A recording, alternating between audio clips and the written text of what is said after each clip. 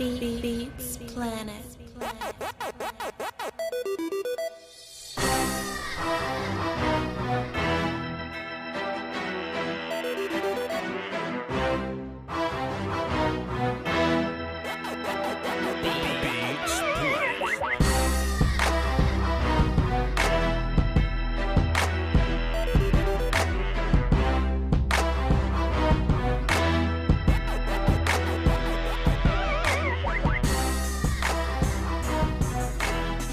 We back. We back. We back. We back. Hey, man, appreciate y'all for being here.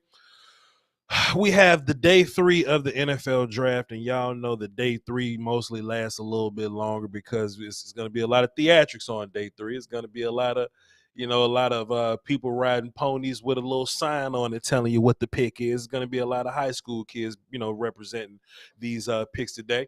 But it is what it is, man. We're going to get these picks, and I think it's going to come by fast. Now, are we doing the whole entire show today? Nah, we're not going to stream the whole entire thing. It's been a long weekend already. We've been holding you down. But I think what I want to do is the entire 4th and 5th round.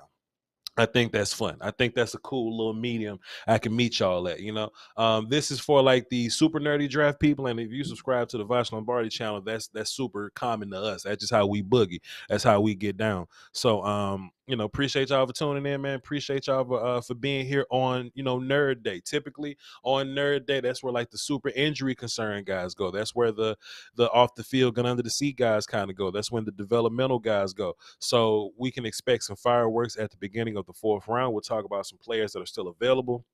That probably I feel like should have went yesterday. When we get a look at these mocks, we're always like, oh, this player is going to be a 2nd round guy. They won't be there. But some of these guys that we looked at as like 2nd round guys, they're just kind of chilling in the 4th, and I expect them to fly off the board. So we're definitely going to have that conversation when we get there.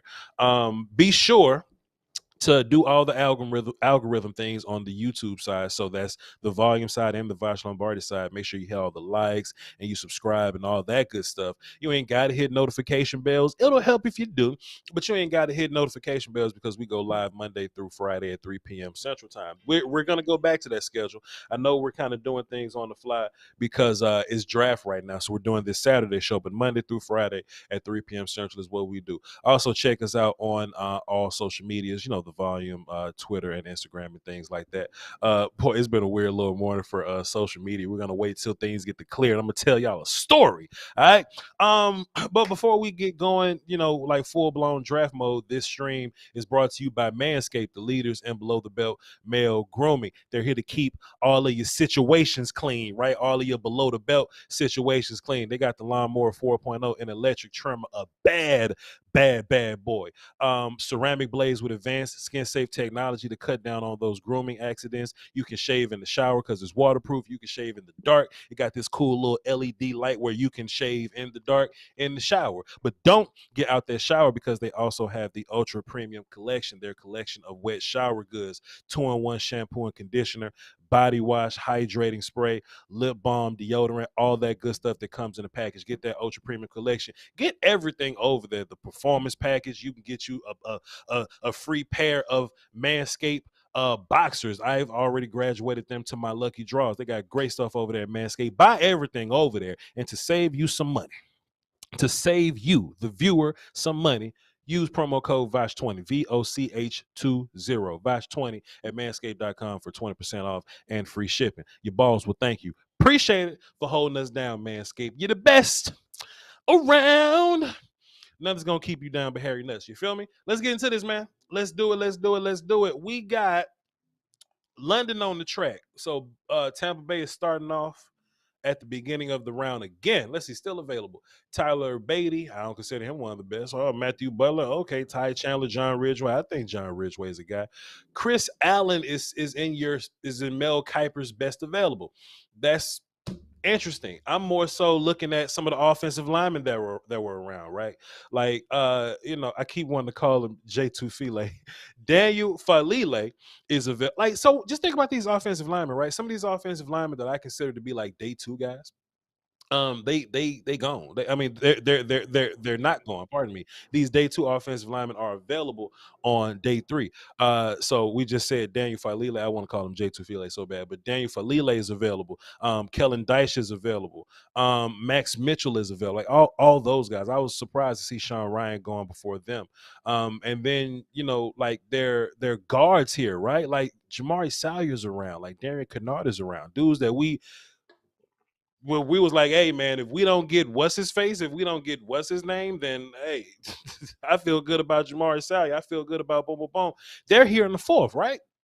And I don't want us to play hindsight game and be like, well, Vash, we could have took like Carl Loftus or something, and then we could have got like an edge dude like here and this dude here, and we could have waited to get guard to the 4th round. We could have, but I don't want to be hindsight guy because Jamari Salyer and Darian Kennard could just fly off the board right now. So I don't want us to go that route. Kingsley Enagbare is a guy that's still around. Calvin Austin III is a dude that I like. Khalil Shakir, our beloved Khalil Shakir, is sitting around. Mind you, if Dallas doubles up at wide receiver and gets Khalil Shakir, we're going to Golden Corral. Just one time. That's just how I feel. Our guy Brandon Smith from Penn State is around, right? There's a couple corners that we like that's just kind of around, So hey, the Buccaneers pick is in. I expect this thing to like fly. I expect picks to just fly today. So let's go here. What I would like for us to do, or just for anybody to do. Hold on, my damn. I think. Boom. So what I and who is this dude in the middle of this soccer stadium ready to announce the pick? Give me a sec, y'all. Let's see what's going on here.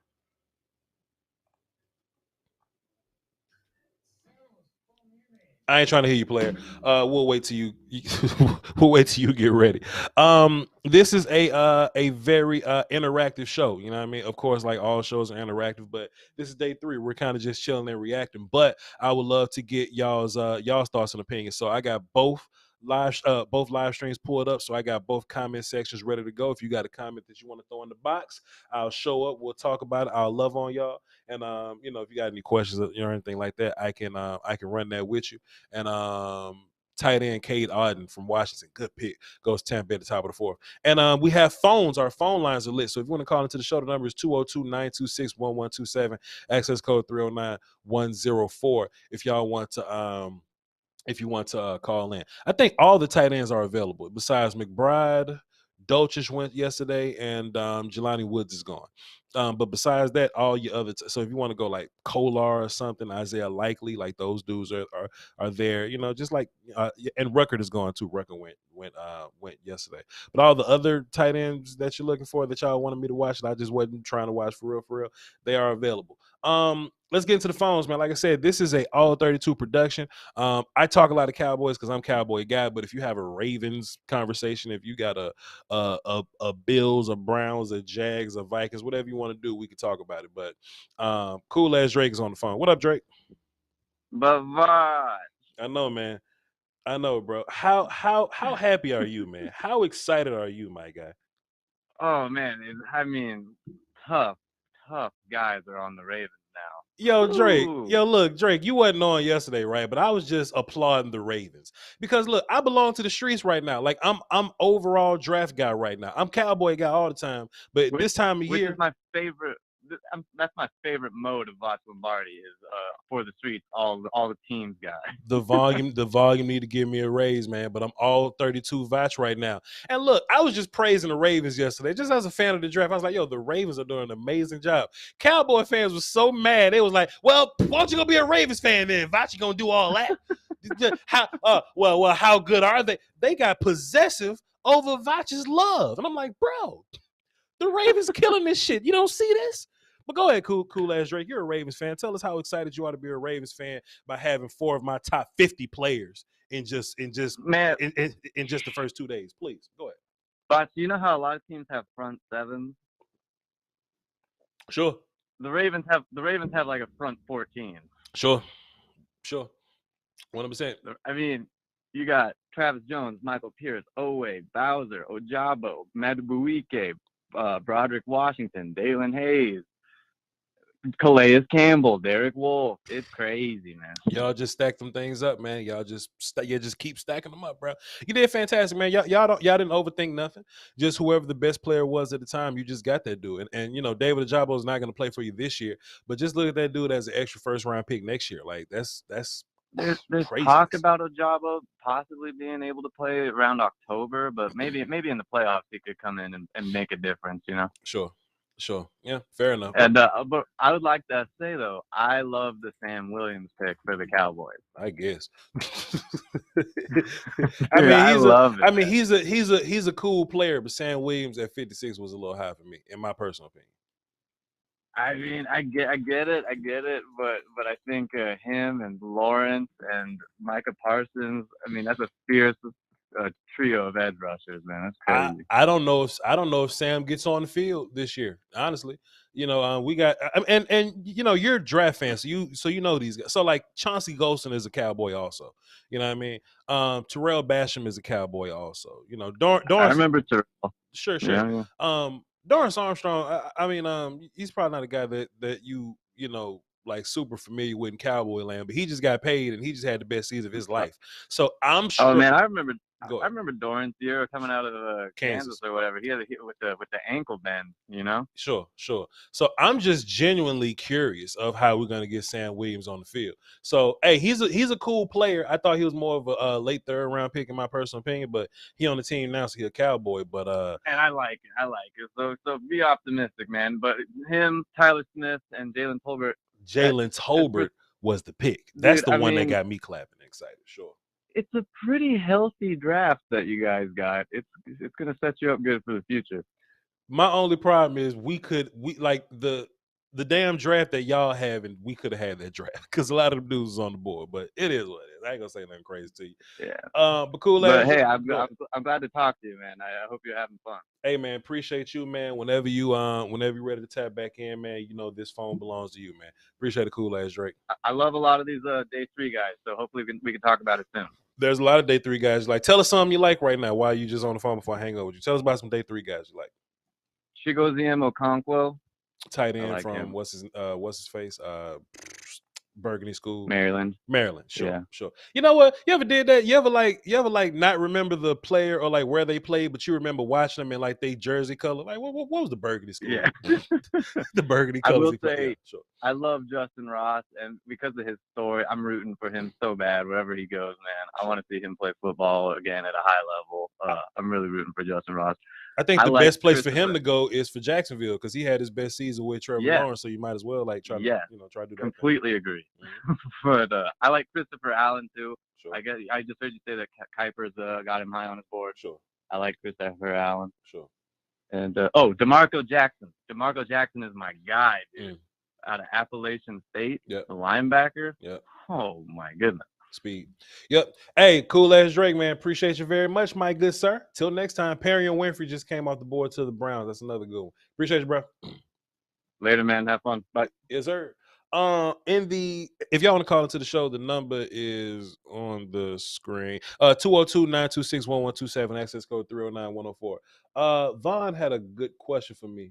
And I was mad as hell yesterday. Here we go. He said, Voch, what's your thoughts on Kenneth Walker to Seattle? Does he take the job? It's my problem, man, with Kenneth Walker to Seattle. I think Seattle could have done a lot of different things to help their team right now. Seattle got 7.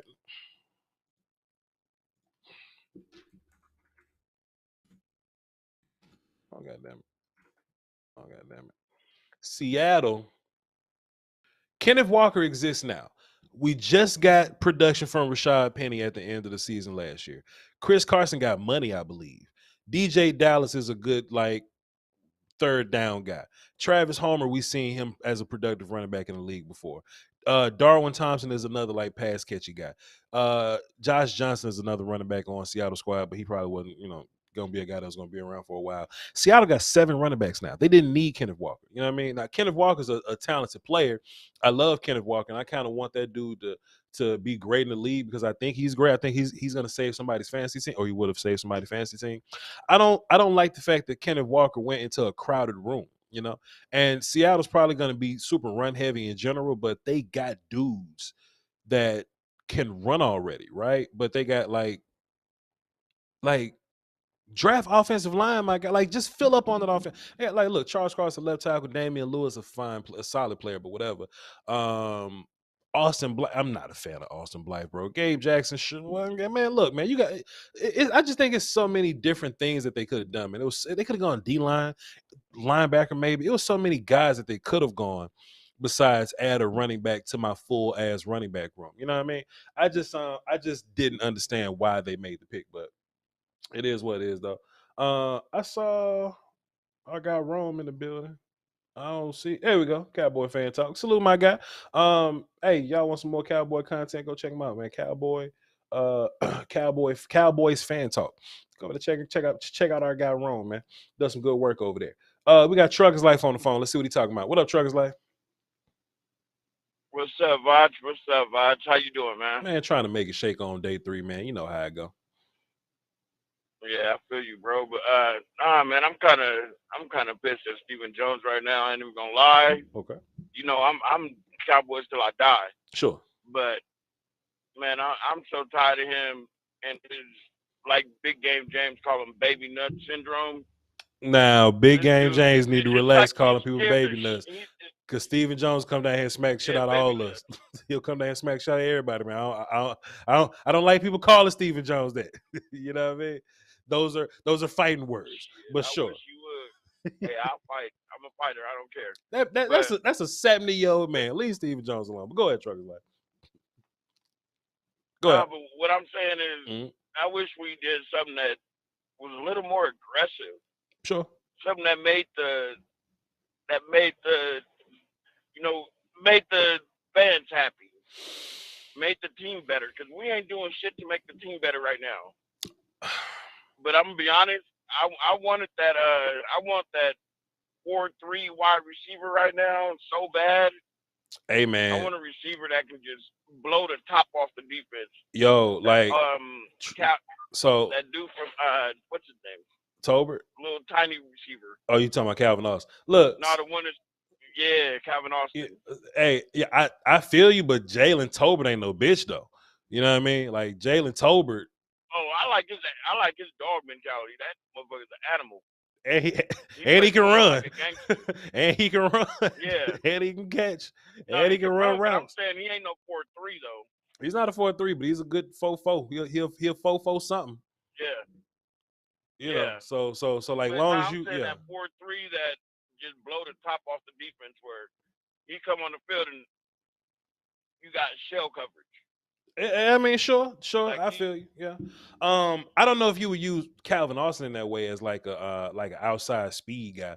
I think he's gonna be more like a underneath yacky, gadgety, quickie, kind of dude or whatever. But I understand what you're saying. But in terms of, I wouldn't mind doubling up at receiver, to be honest. I would much rather walk away, with like a Khalil Shakir opposed to like a super speedy fasty guy. But I'll take Calvin Austin too. It just comes down to, there's a difference between what Voch wants and what the Cowboys normally take. You know what I mean?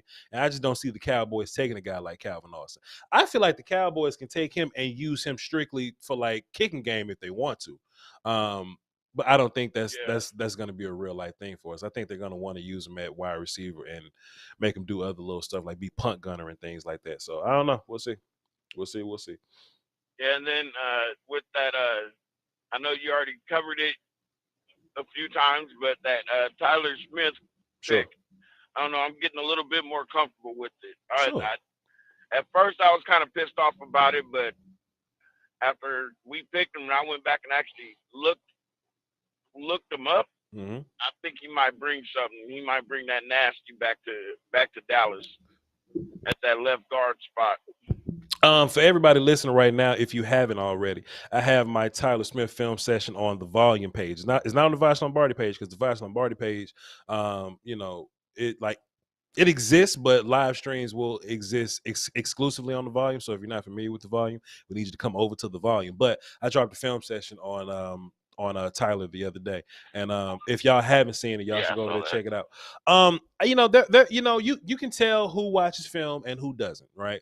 So I wasn't happy with the pick, of course, but the people that were saying that it's like a Taco Charlton type pick, I think that's a bit different. I think the situations are see Taco Charlton couldn't play, in my opinion. That's why I didn't like him. I don't think Tyler Smith can't play. Tyler Smith can play.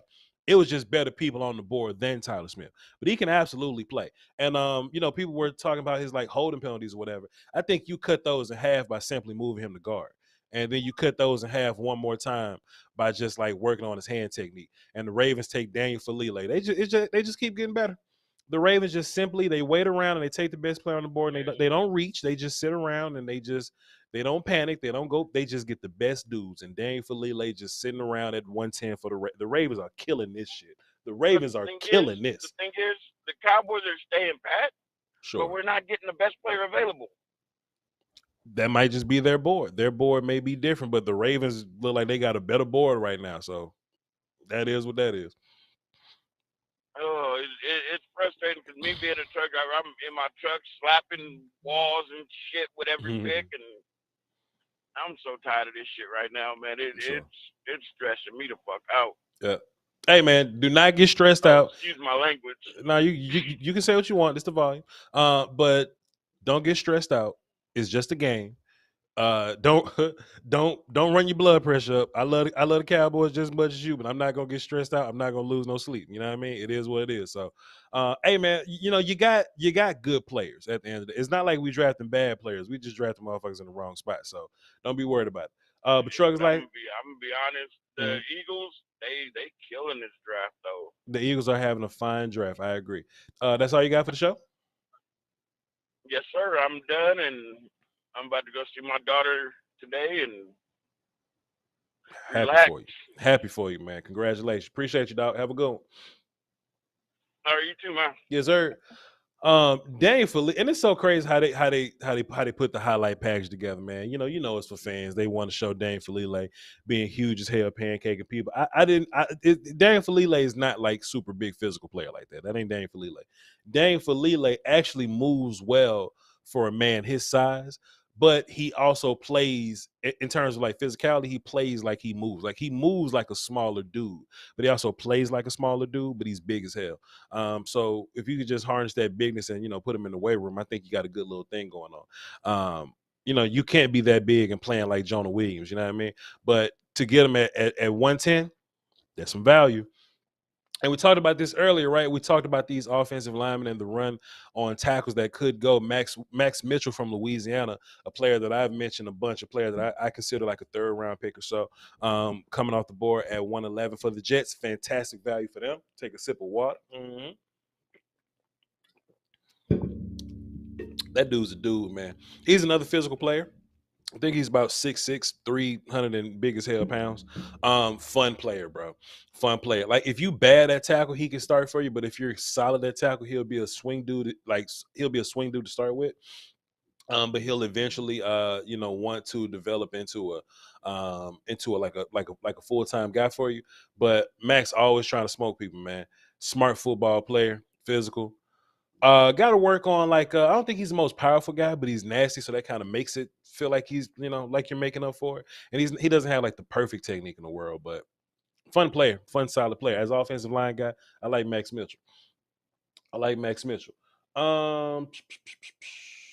People just be talking. I like some of the O-line and wide receivers still left. It's some guys on the board still. It's all your favorite guards here too. I like Sam Williams more. I like Sam Williams more than Taco. I don't think Taco can play at all. And I know people think I hate Sam Williams. I don't. I just think Sam Williams was a third-round guy. I just think Taco couldn't play football at all. I think Taco was more of a size dude, has traits, so we project him to be a certain kind of way. But Taco wasn't like, a guy that I was excited about or anything like that. But it is what it is. Y'all want to call into the show? Numbers on the screen, 202-926-1127. We just chilling today. We just reacting today. And I'm really trying to see how far we can go and then count the picks of people that I don't know, I think we've gone a pretty good distance of having some type of information on most of the picks that have come out so far. I didn't watch the Wisconsin guard. He went like round 3 or something like that. So as one guy. And I haven't seen Daniel Bellinger, but I typically don't watch tight ends. I hate tight ends. Like if you're one of the early tight ends and like you worth talking about, like, you know, people, you know, put me on and be like, hey, Voch, watch this tight end, and you know, you get good trace and all that, then I'll watch tight ends or whatever. But if you're just a regular tight end, I'm not trying to hear it. We got 269 on the phone. Let's see what y'all talking about. 269, what up? What up, Voch? Long time listener, first time caller. Hey man, I'm actually calling you from the hospital and ICU. Not where I wanted to be to watch the draft. And sure. Unfortunately, I'm stuck listening to these Todd and Mel who watch film, but people like you who study film. And I was just calling to get your head on who you want the Cowboys. Give me your top 2 or 3 people you'd love to see us pick up in these next few rounds with all these 5th and a 4th going here. Linebacker Brandon Smith is a guy that I like a bunch from Penn State. You know, wide receiver Calvin Austin, I think he can do some good things in the kick game for you. Plus he's like a explosive, quick, gadgety kind of guy. I like all the things that we want Tony Pollard to be. He kind of does those things, and they're both are Memphis guys. And you know, I think Memphis comes out with a dude every year, like a legit dude. Every single year Memphis just has a guy. Right. I wouldn't mind like doubling up at guard, because at this point, I just think, you know, how we look at, you know, just players right now. I know that we drafted Tyler Smith in the first round to come be a guard, but if Jamari Salyer is there, then just try to just have he could be your swing tackle, swing guard guy if you get, you know, Salyer or like Darion. Right. Darion Plus you gotta worry about Tyrone's injuries and having to move people around too. So. Sure, you can never have too much competition. Plus, you know, Connor McGovern, he's on like he's a contract guy, so you're not always going to have guard depth after this. So we know Steven ain't going to pay Connor McGovern. So I think this would be a good time to double up at guard and have some competition at that spot. And we're just talking about the dudes, Salyer and Kennard. Them dudes can play guard and tackle. So now they can compete with Josh Ball and Connor McGovern. So I think it'll be smart to double up on, you know, linemen or whatever. It's a lot of talk. What about that big defensive tackle they're talking about? I forgot his name now. I put it in the poster they're showing. He's a run stopper, obviously not a pass rusher, but we need somebody to help with the run, I think. Absolutely would help with our linebackers as well. It's a couple dudes like that. UCLA got a big dude like that. Otito Ogbanya. Ridgeway from Arkansas is a guy like that. Farrell from LSU is a guy like that.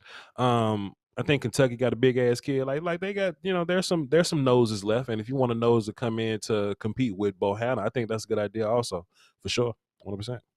Does Smith worry about you as far as, obviously his technique needs to be worked on, but his holding and penalties, that's the one thing the Cowboys can't seem to get right for 20 years. Tyler Smith got some holding calls because he was being out athleted, and then his other holding calls, and his other holding calls are just him trying to like just smoke people, him just being not in control, smoking people. I think if you just add a little bit of control to his life, I think you'll cut down on half those penalties, and I think 9 of those holding penalties simply go away by just moving them to guard. Just take them and just don't put him on an island. Just let him wrestle in the phone booth. I think he'll simply be better just putting them inside. Well, I appreciate you taking my call, man. Like I said, my goal wasn't being in a hospital bed watching this draft, man. But, you know, life happens. But I'm happy for all your success. You deserve it, man. You deserve even more than what you're getting. People like you and Jeff who actually study and don't just watch film. You know, listen to this Mel and all these Todd, man. These guys couldn't draft anything if they had to. I don't think they get anybody ever right. So I had to call into you and get some real expert opinions here. So I appreciate you taking my call. Really do. Hey, man, appreciate you. I'm grateful. What's your name? Dan Simmons, man. Yo, Dan, I just put you down platinum. Next time you call in, I know it's you. I hope you feel better, and we're going to pray for a speedy. I'm getting better, man. I had the weirdest flesh-eating bacteria thing to hit me, and I'm like, what? I mean, it just... Hey, man. And I'm in America, man. I'm not in some third world country. It's life, man. But, you know, sometimes hits you, you know what I'm saying? So it's all good. I'm getting better, though. They're going to pump your ass up with them antibiotics. Oh, yeah. I got so many drips in me, man. Yeah, man. Drink some water, fall asleep, and quit swimming in the swamp, man. You know what I mean? Oh, yeah. Florida swamps, man. Ain't nothing to mess around. Get better soon, bro. Appreciate you for calling. Hey, man, bless you, man, and all your success, man. You deserve it. Hey, man, appreciate you, man. Have a good day. All right, man. Good luck, man. Have a good day with the boys, man. Let's get somebody good. Yes, sir. Dan, ladies and gentlemen. Dan from Florida, calling from the hospital bed, man. That's where my glasses at, man? Where my glasses? I just get moved, man. It's touching. It's touching, man. It's touching, bro. It's moved me, man. You know what I'm saying? Salute to Dan. Salute to Dan. Anyway. Let's see. Dan Belton, safety from Iowa. Who that? Dom DeMarco. Hey, man, hey, look, that's why we're not streaming too long today, boy, because the more and more the draft go, the more I'm gonna be like, yeah, Dan Belton. So, I watch most of my film at like positions that I watch though, you know, or just positions that I like. I think I can get up to round 4.5 with all positions, right? But at offensive line, I think I can go up to like 6 rounds. D line, edge, or whatever, I think I'm good for like 5 rounds, maybe. I think I watched a gang of receivers too. You know what I mean? But like tight ends, I watched like 5 tight ends, like all together. Like all together. I watched about 20 running backs, 15, 16 running backs. I know there's fullbacks that exist. Don't ask me about that. I've watched Damari Mathis from Pittsburgh. I've seen him play. He's another. I pretty much grade him as a corner, but they got him as a safety, so that is what that is. But like guys like Josh Jobe or whatever, I remember him from last year. So me knowing Josh Jobe and then him being like a day 3 guy this year, I just kind of remembered like Josh Jobe in that process. But boy, when we get to the 6th round and they start. Jeffrey Kafalkafish from Directional Middle Eastern State Junior College. I'm like, I'm starting looking at the chat like, y'all seen him? Y'all know him? Anybody seen him? Where is Woolen going? I don't know. Y'all talking about from San Antonio, from UTSA. I don't know where he's going. I have no clue. And that's the whole thing about this, man. Like get you out the way. The more the draft goes on, it's kind of like you swimming, you know. And you know, like the first overall pick, we're at the edge of the beach, and there may be water in our toes. And by the time you get to the 10th overall pick, the water's at our ankles. The 30th overall pick, the water's at your knees. You know what I mean? So we at pick 116. We're in the water. Like we're deep in water right now. You know what I mean? So teams that can't, like the pool just gets bigger, bro. Like if you first overall, it's only like 3 players that you could pick. You pick one of them, dude, and they just pick themselves. The 2nd overall pick picks itself. The 3rd overall pick kind of picks itself, right? You at 116, the entire board could get picked right here. Now, I think this is where teams really like make mistakes because they don't really get that that super like differentiating factor between some of these players. For some players, the 12th tight end is the same thing as the 10th edge guy. You know what I mean? So that's why you get weird stuff on, you know, day 2. It was a lot of guys getting drafted day 2. I was like, yo, bro, I don't know how they end up here. I don't know how they got here. Some of these day 2 dudes, I just have no earthly idea. But it is what it is. Let's go to my draft tracker. Let's see when do the Cowboys draft today? I ain't even looked that up. We draft at 129, 155. That's the Browns 5th that we got for Amari Cooper. Meanwhile, Hollywood Brown getting 1st. Amari Cooper gets his 5th. So we drafting at 155, 167, 176 with another 5th round pick and 178. If we don't have any 7th round picks, I wasn't going to be around for the 7th round pick. No way. And to be fair, we ain't going to be around for the 6th pick neither. We're going to do picks 129, 155, 167, 176, and 178. And we're going to call this shit a show. You feel me? We're going to call this thing a show. I wonder if there's a list of available players on this thing somewhere. Let me see if I can pull this up. Best available players. Because I know if I had like a list in front of me, I could really pull that off. But it is what it is. We ain't got to go there. Let's see what's in the chat here. I have no clue how Brandon Smith is falling right now. Like, no earthly idea. When I was watching this dude, I thought that teams were going to value him over like some of these other guys, because when I look at, like, when teams draft linebacker, right, they want to draft like the big dude that can run. Like, that's what's super valuable for these teams, like the big ass dude that can run. And Brandon Smith, man, I ain't saying he looked like Micah Parsons, bro, but he's like a very great value version of Micah Parsons, bro. In terms of somebody that size, he's big as hell, being able to move that way, being able to like drop back and cover. He can give you like some borderline pass rush things. I wouldn't like really call him a dude that engages with linemen and like bust ass and nothing like that. But he you know, he's more of a blitzing linebacker than a Micah Parsons pass rusher. But they look similar in terms of like size, running, and hitting. So I don't have the earthliest idea of how Brandon Smith is still here. But hey, he's a guy that I'm looking for. Khalil Shakir is another guy that I'm looking for. I think everybody on my top 50 board is pretty much taken. So we ain't really gotta, look into that. But I do think like I got some guys on like my player list. Like Brumley, can I get my wide receiver rankings? I know Calvin Austin is left on there. He's in my top 15. Wandale went super early, and that's crazy. Justin Ross is available. Yeah, me and Cool Ass Drake was, we were just kind of talking about him. And he was a guy that he hasn't had a good, last 2 years of film. But his first, I think that was his freshman campaign. When, Trevor Lawrence was on that, championship run with him. Trev had Justin Ross out here looking like the future. We was like, T. Higgins, who? You know what I mean? We was like, what's my man's came out of Clemson also? Hunter Renfrow and all them guys. It was like, who?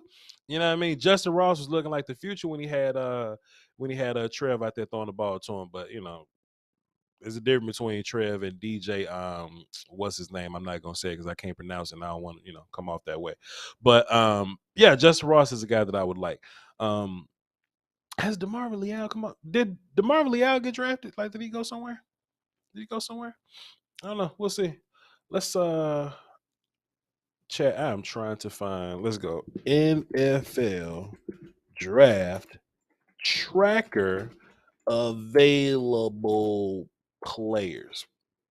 That's fun. Let's see. Sam Howell still available? That is hilarious. Because he shouldn't be. Boom. Boom. Let's see what we can do here. I got a text. Okay, cool.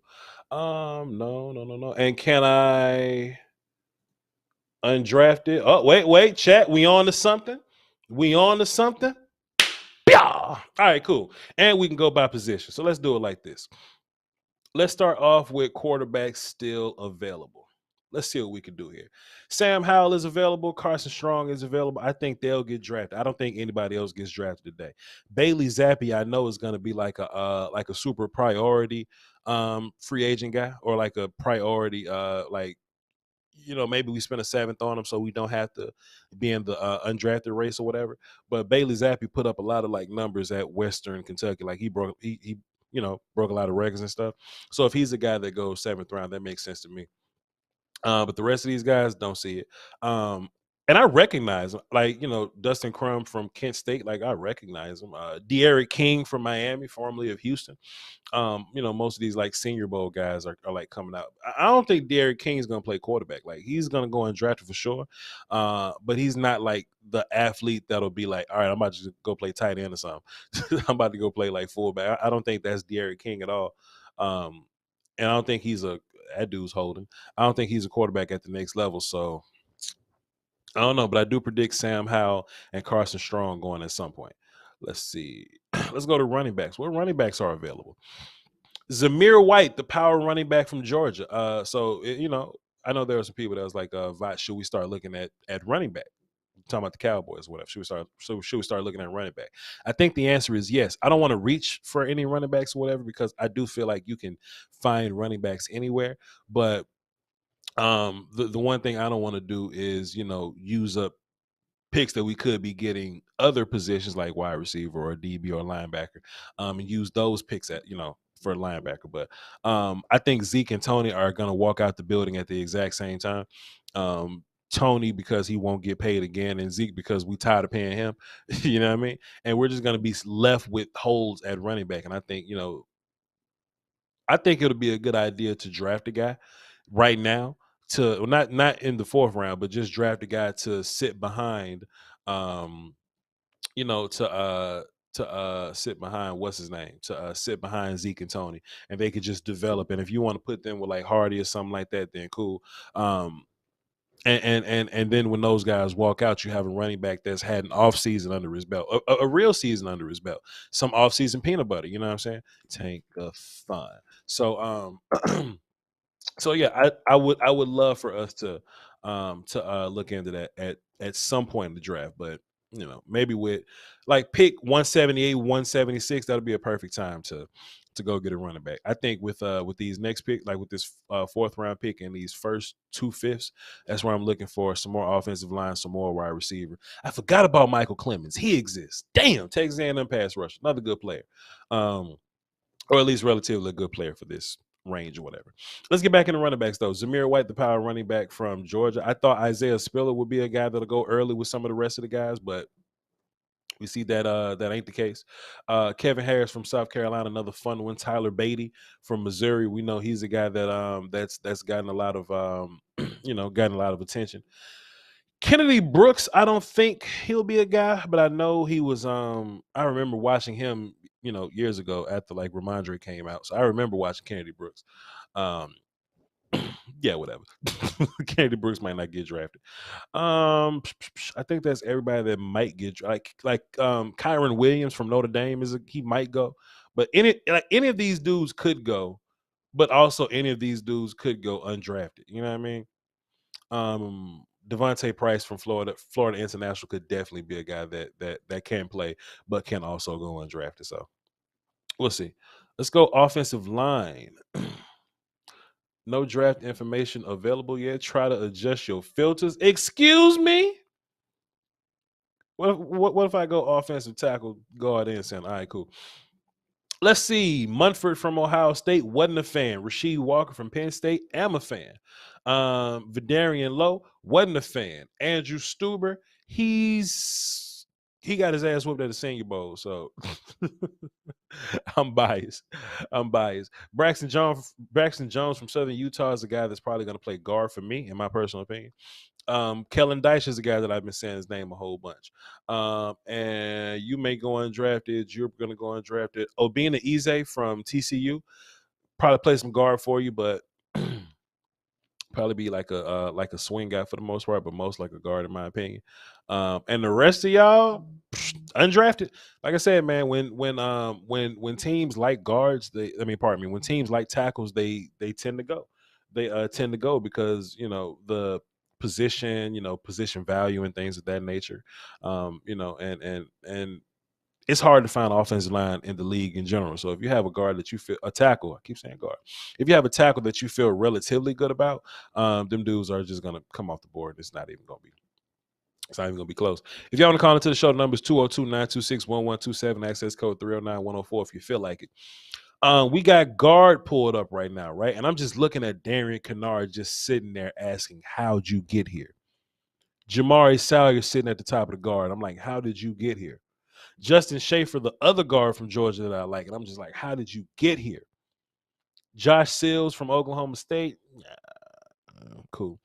Cade Mays, Lasita Smith probably goes undrafted. Marquis Hayes, another guy that was kind of small to me. That's a smaller guy. I don't know if he gets drafted. People told me I should have been watching Blaze Andrews from Minnesota. I actually looked at him. Y'all kind of overhyped him, but he's a cool player. Chris Paul was the tackle on the other side of Tyler Smith. He played right tackle. I didn't know that they were projecting him as a guard, but there he goes as a guard. And do we have any centers? Let me check centers. That's so funny. Like they got Zach Tom projected as a center because he was a tackle and he was just a cool little tackle. You know what I mean? I didn't see a problem with Zach Tom at tackle. He didn't have the measurables, of course, but I think him having a lack of measurables is the reason why he plays center. But every time he played against somebody at tackle, it was fine. Like he was good to go. He was a boring player, but you know, you want your offensive lineman to be boring sometimes. We got Alec Lindstrom, that's Chris' little brother. Chasen Hines from LSU, I wasn't really a big fan of. Ben Brown from Mississippi, whatever. Donovan West from Arizona State. I feel like I watched him in passing, but I don't think I watched too close to him. So it is what it is on that. And everybody else, you're probably gonna go undrafted, man. To be fair. But then again, I don't know. Y'all may not go undrafted. Let's look at one more position. I saw something beep on my phone. So let me look at wide receivers, and then we're gonna check on the phones. And it's plenty of them. It's so many wide receivers. Khalil Shakir is sitting at the top of the list. Yo, if y'all want to go to Golden Corral, check. If y'all want to go to Golden Corral, if we somehow get Khalil Shakir or Calvin Austin, I'm gonna meet y'all at the Golden Corral. We're not gonna buy Golden Corral for 5 people, but I'll pay for 2 people's Golden Corral if we get if we can get Khalil Shakir or Calvin Austin, preferably in that order. Kevin Austin, not to be confused with Calvin Austin. Calvin Austin the third, and there's Calvin Austin the third. Then there's Kevin Austin from Notre Dame, good player. Josh Johnson from Tulsa, solid players. The chat tries to sell me on Bo Melton. I watched the film on him, and I just wasn't as excited as y'all were. Bo Melton from Rutgers. Justin Ross from Clemson, we talked about him. Trey Turner from Virginia Tech, we talked about him. Not really a fan. Reggie Roberson from SMU, another guy that could probably go today. And of course there will be other players that'll go that, you know. Khalil Pimpleton. I only remember him because of his name. Didn't think he was a great player, but his name has pimp in it. Pimpleton is what it is. That's 2 receivers, 3. Yeah, that's all the receivers I'm really looking for. Everybody else are just receivers that I didn't like, or just receivers that I didn't watch. So that's just that. We're going to pull up another position, but we're gonna get into the phones. Somebody was calling this. We're gonna check in on y'all. I really think it's going to be interesting to see what happens with Isaiah Likely and Jalen Werdemeyer, but we'll figure that out when we get there. Let's get Short Dog on the phone. What up, Shout? Yeah, Voch, bro. Just waking up, trying to touch in with my big dog, with my big folk, bro. Got some, a little bit, you know, I went a little bit, you know, I got so happy with that Tolbert pick. Got so hurt about overdrafting and, you know, picking some guys nobody ever heard of, no good reports, that I went and partied a little too hard over Tolbert. Sure. And now I got that Monday morning, you know, I got that drinker's remorse. But at the end of the day, I'm just trying to find something to get excited about with you and the crew. What's up with it, dog? What we looking for? I heard you say Shakir. Sure. With that, I mean, what do you think about a defensive tackle, Ridgeway, Farrell? Sure. I mean, we got 4 fifth-round picks. You think I remember, Voch, you're such a legend, but I remember when you said Joe Jackson, and people were hurt. People were looking at it and saying Joe Jackson's a better tackle Charlton. Remember we drafted those Jackson brothers, and he said, to be fair with these Jackson brothers, I don't think they make the team. Well, bam, a year later, they ain't on no NFL team. Yeah. And Voch done said this a years before, bro. This ain't the first time. Man. I mean, I just think what really happened was you went mainstream. A lot of these managers started checking out Voch, and there's a reason why your top 50 for 50 went all the way up. I mean, you guys went off the board. Usually, you know, we kept you a little bit low key, and that's why I told you the Cowboys should have scooped you up. Now your knowledge is for the world, bro, and that's what it needs to be seen. But hey, man, yo, Shout, they ain't get me, man, but the volume holding us down, which is okay. But those goofy guys on Voch Lombardi, I mean, I understand you guys are like those guys over there in Ukraine holding out in that plant. Bro, come over to the volume, bro. Why is there more Voch Lombardi than the volume? We're coming over. Come May, it's all volume, bro. That's how he gets his check. Help the guy out. You ain't doing nothing, but you just late on Voch's side. I understand you haven't kicked up in a long time, bro, but it doesn't take a rocket science to understand. Come to the volume. Voch, I'll call you out with our pick on the 4th if it's good. I love you, my guy. Short Dog, appreciate you, man. We need more like you. Oh, Brumley, we just got to get the social media team to just have a compilation of Short Dog saying come to the volume. You know what I'm saying? It ain't even got to be on the content side. It just got to be on the advertising budget. It ain't got to come out of the advertising budget, man. We just got just pull some Short Dog clips and just be like, show what you got. and him just scolding people for not watching Voch on the volume, man. Come on, bro. It don't get no better than that, man. Come on, shout. Appreciate it, short dog. Let's take a look at this Panthers pick, and then Jalen Armour-Davis is another great player, or just a good player to get for this range or whatever, right? Shouts out to the Ravens. They just keep picking good guys. Let's see what happens. Jason and April Oliver, Panthers season ticket holders. Okay. All right. That means y'all got money.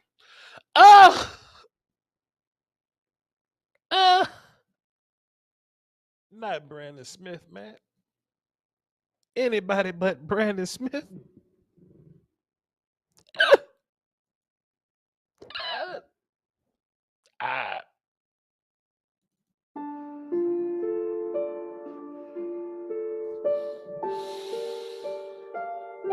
I don't ask for much, man.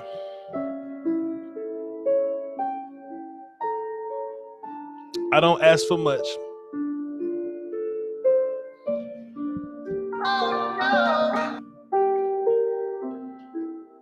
I want that dude on my team bad, bro.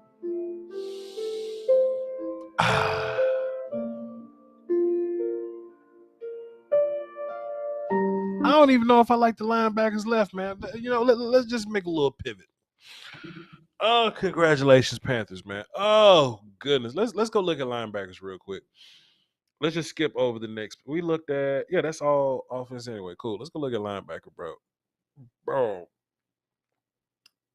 I don't like Damone Clark. I don't like Malcolm Rodriguez. Malcolm Rodriguez, he's fine, but I don't hate. At this point in the draft, I don't hate him. Whatever. I'm not as excited about JoJo Doman as others. Darion Butler, yeah. Jeremiah Moon, I'm familiar, but yeah. I don't like none of these guys like I like Brandon Smith, man. I think Brandon Smith was who the hell is Jack Jones from Arizona State? Y'all write that down too. I don't know him neither, bro.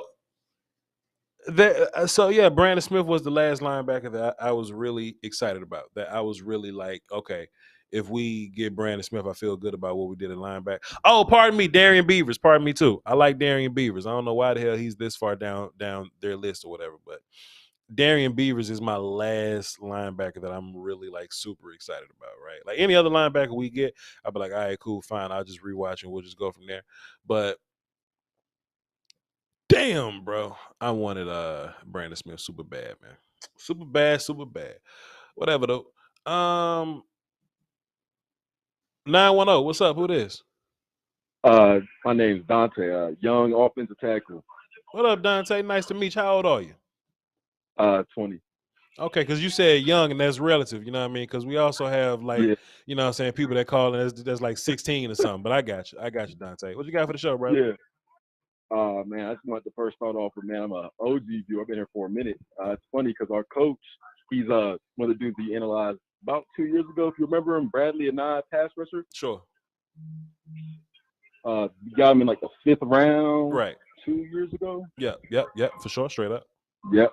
Yeah, well, his coach is our offensive line coach now. But okay, man, I want to really pick your brain on what's our move going forward for the linebacker core. Do we kick Van Der Esch off the bridge and let Jabril Cox just run free and let him start develop, or we just stay with Van Der Esch until whoever knows when to the next draft or 2 years from now? Well, we definitely can't kick them off the bridge, but I think what we had a good feel for last year is like just rotating guys out. So we'll have 3 linebackers that'll be on the field, and you know, sometimes guys need breaks or whatever. So what I think the rotation of guys would be is I think it'll be Micah, Van Der Esch, and Jabril. And we'll just kind of figure out what we're going to do at linebacker from there. I think we'll probably sign a veteran, if I'm not mistaken. Let me just pull this up. Cowboys are lads. Let's just see. I know Luke Gifford. Is he on the team still?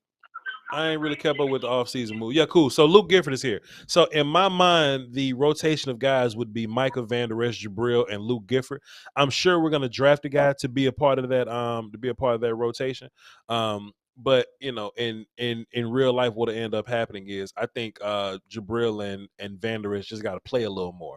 So when Mike is not at linebacker, when he's pass rushing, those 2 dudes got to be on the field. And then when Micah's at Mike linebacker, Jabril and Van Der Esch would just rotate out at will. You know. Yeah. Do you feel? I don't know if you've looked at his. You probably evaluated his film. Pierre Strong from South Dakota State.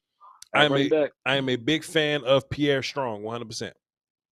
Yeah, I was looking at him. I was like, man, if we can pick him up in like the fourth, maybe even fifth, I think he probably fall to the fifth, maybe. Yeah. If not get drafted late fourth. Yeah. That'd be a pretty good option to sit behind. Yeah. Tony Pollard and Zeke and figure out what we're gonna do from then. Yep.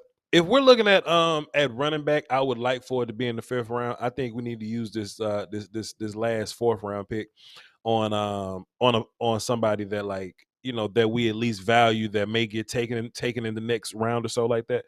So one of these guards that I really like, one of these guard tackle dudes that I really like, Khalil Shakir would be fun. Calvin Austin would be fun. And you know, those are just the names I'm saying because those are the guys I like. Cowboys may not even like them dudes. But just moving forward, yeah, I do think we need to look at running back because I think Zeke and Tony are going to walk out at the same time. And we got a lot of running backs that's on the roster, like, you know, Hardy and Rico Dowdle, you know, all those guys are around. So you know, we'll see what happens, but you know, we should definitely draft a guy this year. Sure. All right, man. Thank you. Yo, Dante, appreciate you, man. So you play tackle for somebody? Yeah, I played tackle for a small school, Campbell University. Might have seen us. We played the dude that you was talking about, Isaiah Likely, torched us for about 4 touchdowns that game. But damn. Hey, man, send me some film so I can talk shit about you, man. Appreciate it. All right, man. All right, my guy. I've actually gotten people to ask me that before. They was like, Voch, if I send you my film, would you break it down live on the show? And I'd be like, you know, that's a slippery slope, man. I mean, you can, but if I don't like the film, I'm talking shit about you. And I don't want your highlight tapes because that's really what it is. They're like, Voch, can you get my highlight tapes and make me look good on the internet? That's really what it is. But I don't want your highlight tape. I want your film. I want your long form film. And I'm talking shit if you don't like if you ain't good, I'm on you. I'm on you. You know what I'm saying? So let's see. We do have a caller. We'll get to you in 20 seconds. Let's see where we at in the draft. We're at pick number 123. Cowboys pick at 129. So that's our only pick in the 4th round. And then we got our gang of 5ths. I'm really interested to see what the gang of 5th picks are. Who's this lady announcing this pick? That's screaming with this baby. Let's see. How many picks are there all together in the 4th round? In the 5th round, pardon me. There's 36 picks in the 5th round.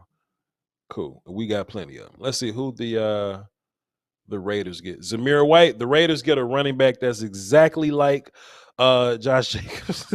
Well, not even exactly, because he's not as athletic as Josh Jacobs, but they got a power running back. I don't know where they would use Zamir White. But I don't know. You know, what's his name? They just didn't pick up Josh Jacobs' 5th year option, in which I thought that was interesting by the Raiders. It was Josh Jacobs, Jonathan Abrams, and like another guy, and Cleveland Farrell. But we knew Cleveland Farrell wasn't that good. But I thought it was interesting that Josh Jacobs didn't get his 5th year option picked up. So Zamir White's going to be the power back of the bunch. You know, Georgia ran. They ran 3 running backs out, really, but it's really Zamir and James Cook or whatever. But hey, that's their business. That's their business. My man John G in the chat box, appreciate you, sir. What up? Thanks for being here. And for everybody else that's listening, we got 459 concurrent viewers on the Voch Lombardi side, 155 on the volume. Hey, this is the last day of the month where live streams will be on the Voch Lombardi page. We will be exclusively on the volume moving forward. So hey, I need y'all to come over to the volume side, go to YouTube, type in the volume, and give us a good subscribe, and we'll be we'll be going live Monday through. Well, we'll be giving you content Monday through Friday at 3 p.m. Central. All right. Raiders decline Josh Jacobs' 5th year option, and I wonder what that's about, Captain Spartan. I wonder what that's about. It's I don't know. It's interesting, but it is what it is. That's just that. But yeah, go follow the homie John G at DMV Fanatic. Puts up some good work over there. He puts up some good work over there. Click the button. Rohan, what up? Hey, Voch, what's going on, Voch? Cool, my guy. Just breaking down this day 3 of the draft. You feel me? Yeah, man. Hey, listen, man. I'm just a different type of bother right now by seeing what the Eagles is doing, man. Okay. It's been a tough few days, man. I feel like they got two top 10 talents. Okay. In AJ Brown. It was already a playoff team last year. I know they got Jalen Hurts, but it's a little rough compared to what we doing right now. I think we definitely reached on 2 picks. Jalen Tolbert is a cool little complimentary player, but ain't really done nothing that I'm too excited about, in the last few days. But if we could get, like a Woolen or something in here with those traits, or maybe a Neil Farrell or somebody that could like help nail type of guy, that'd be cool. But I don't think it's too much they could do that I get excited about. I'm hurt by Jelani Woods going to the Colts. But I mean, other than that, I just wanted to say that, I'm from Philly, so they ain't making life easier right now. I got a lot of Eagles friends right now, so look, fam. Rough, This my thing, man. And Eagles, I mean, it's just in them to talk shit to us, whatever. We got Alex, the Eagles fan, in the chat box. Appreciate you. But when the Eagles fans come at you, bro, this is what I want you to tell them. The Eagles have gotten better in the offseason. You would agree, right? Absolutely. And the Cowboys have not improved this offseason. You would agree, right? Absolutely. I just simply want you to ask yourself and these Eagles fans. The Eagles have gotten better, but both times we played them, we whooped their ass. Have they gotten 30 points better? That's what I just want you to just ask them, And I know it's easy to like isolate situations like this. Like it's easy to be real isolative. I don't even know if that's a word, but it's going to be one today. To be like, oh man, look at all this the Eagles doing and look at the lack of what we're doing. They're better than us now. You know what I mean? I know it's easy to think that and feel that way, right? But have they gotten 30 points? Like we smoked the shit out the Eagles twice last year. Twice. Hey, listen, they still don't got Dak Prescott, so I'm cool with that. And you know what I'm saying? then one time in a game that didn't even matter to us, got their ass smoked anyway. So have they gotten 30 points better? I don't think what they've done so far makes them 30 points better. That's just what I think. We still good. We still good. It's just making me a little sick because I was looking forward to this draft for a long time. I watch a lot of these guys, so it's like seeing them. It's just painful right now, but we'll be fine. Sure. Come regular season, I'll be upbeat. I'm not too down, but sure. Just a little rough seeing with the Ravens and the Eagles. You know what I mean? But we'll be fine. Let's just hope we can protect Dak Prescott. Go ahead and throw Tyler Smith at guard. Physical. Hey, see what we can do.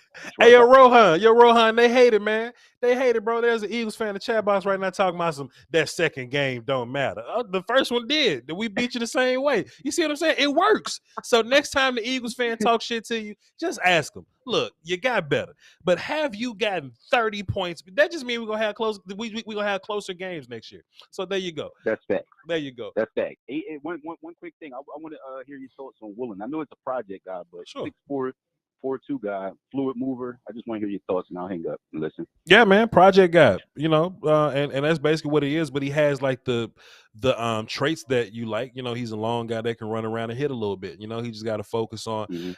He just like Tyler Smith, man. He got to focus on the nuances of the game, and you get that via just playing. You just keep playing, and you'll just get better at it. So it is what it is, man. I think willing to be a cool player. I just don't want to overdraft anybody. Absolutely not. I'm saying one of the fifths, maybe if he fall. Sure. 100%. Yo, Rohan, this was a fantastic call, man. Be strong out there in Philly. Yeah, thank you. All right. Yes, sir. Kenny Stanley says, but why the volume though? Why not here? He's tapping in from the Voch Lombardi channel. Well, because a couple of reasons, right? For one, Volume will be hosting my live streams moving forward in the future. So exclusively hosting them. So I don't want you to not subscribe to the Volume, be on the Voch Lombardi page and be like, damn, boy, Voch ain't went live in months. The hell happened to Voch? Well, what happened is we on the Volume going live. So I know there's been many people that was like, man, we like to tune into the Voch Lombardi show. We wish that he streamed more. We wish that he streamed, or we wish that we got some Voch content 5 times a week. That 5 content that 5 times a week content it'll live on the volume. So I want people to come over to the volume to get acclimated to being over here, because this is where we're going to be live at, doing 5 pieces of content a week, 4 live streams preferably. Also too, the biggest reason, the most important reason why, and look, don't just unsubscribe to the Voch Lombardi channel, because there's still going to be content on the Voch channel, but live streams will exist exclusively on the volume. You know what I'm saying? We may do a thing where we do film sessions on the Voch channel and live streams on the volume. I don't know. But the biggest reason why everybody should subscribe to the volume is Voch and Will still trying to get raises.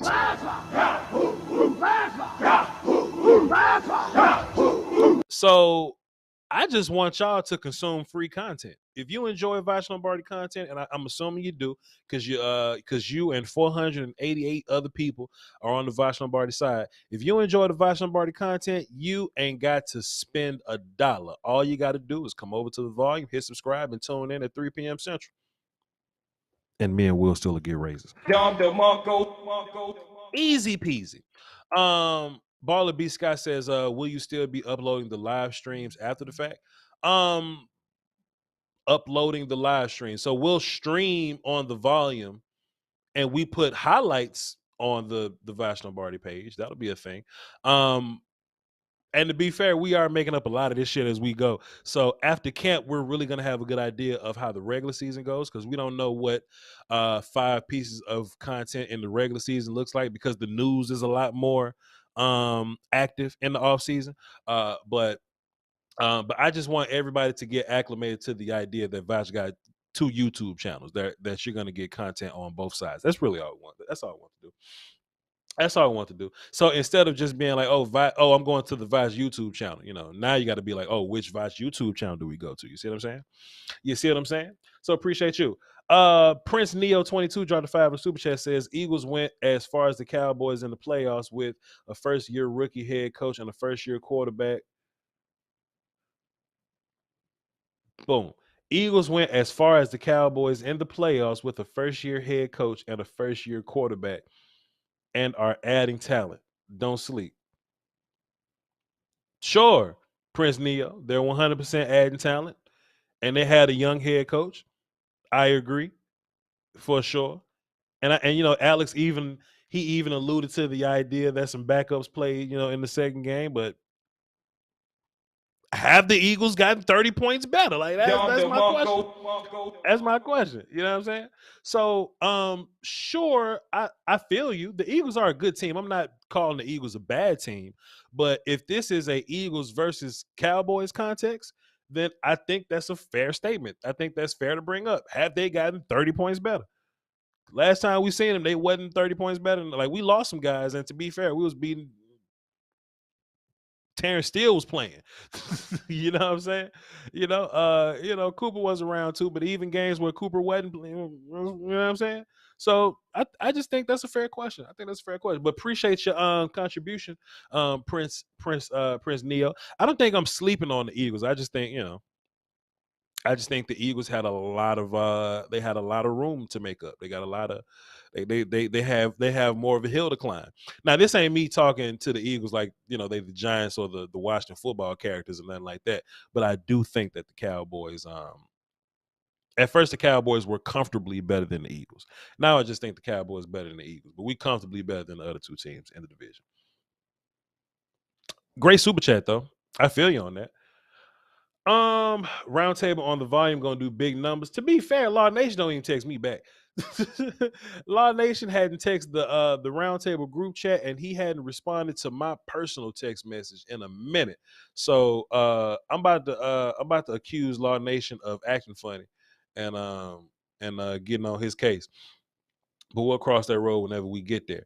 But yeah, that's the big plan. The big plan is to get Law Nation onto Law Nation on the volume. Then after Law Nation's on the volume, we'll be putting the roundtable on the volume.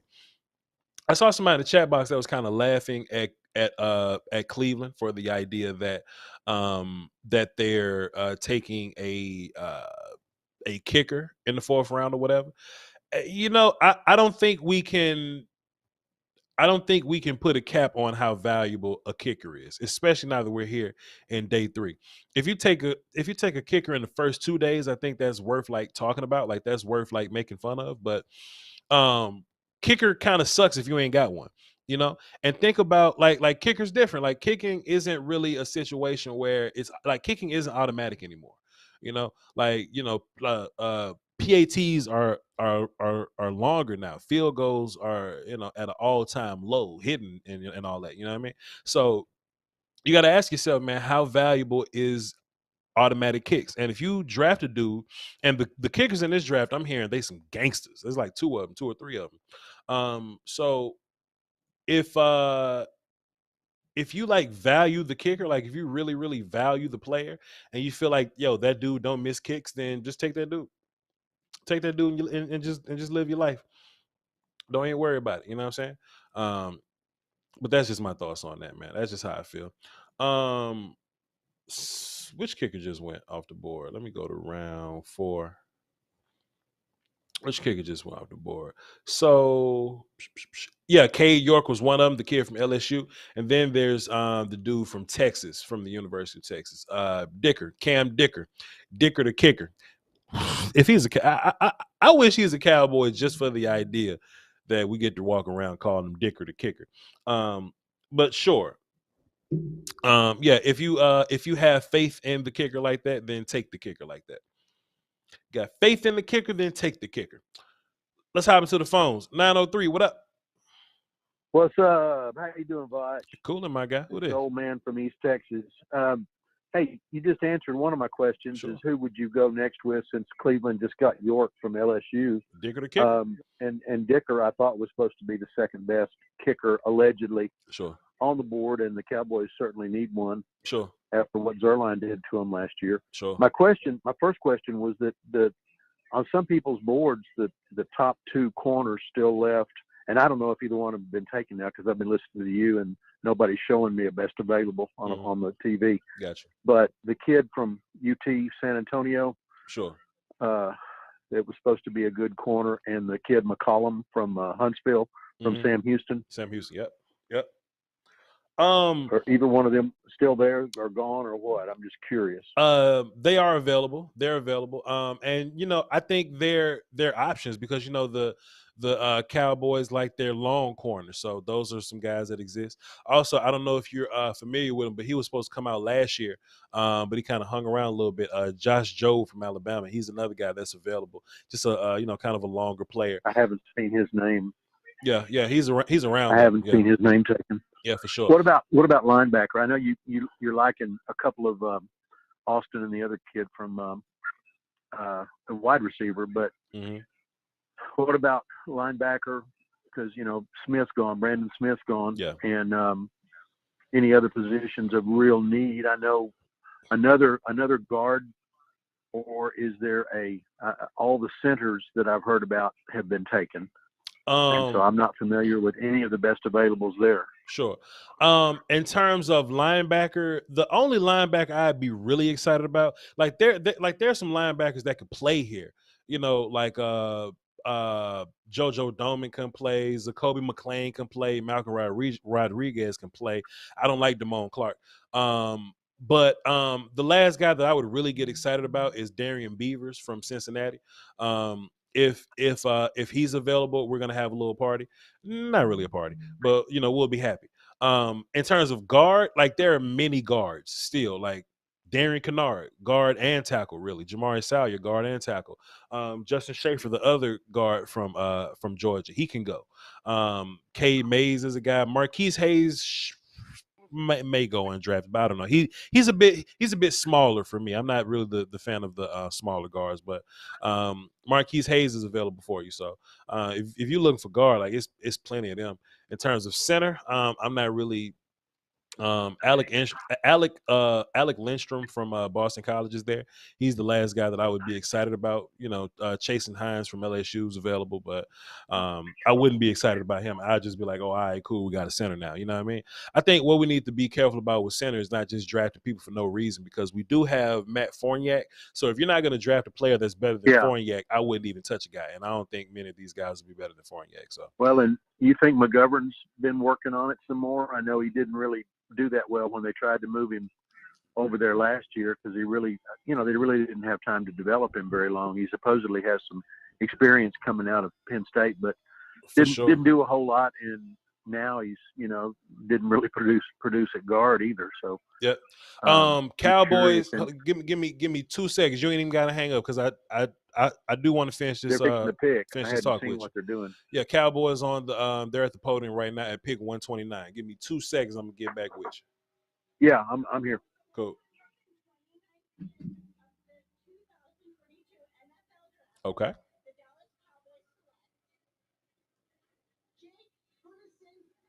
Tight end. Yep. Tight end for Wisconsin. Hey, look, that's a good pick. That's a good pick. Jake Ferguson. Now, I didn't think that we were going to go tight end this early, because I feel like there was going to be some other positions that we would be going for, but we did know that the Cowboys wanted a tight end. And look, Jake Ferguson was a guy that's on that short list of guys that you would be looking for, right?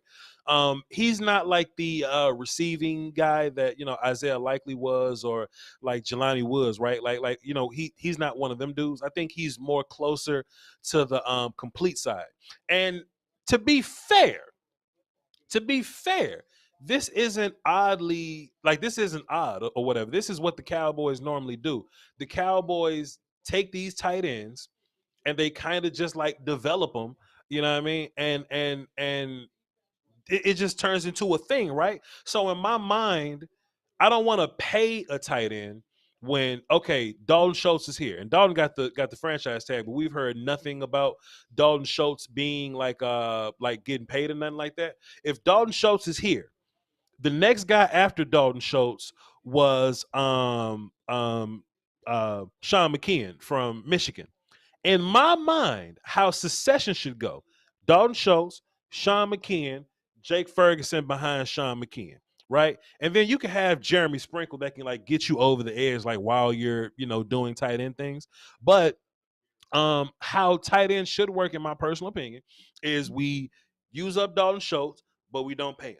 When it's time for him to go, we take Sean McKeon, and we just keep drafting tight end, running back, and like linebacker or whatever. We should treat those positions the same and just constantly refresh. And the Ravens picked a punter, but they've been drafting so damn good. It don't even matter about them taking. They can take what they want at this point. So you're just constantly doing this refresh move, and you're never putting money into tight end.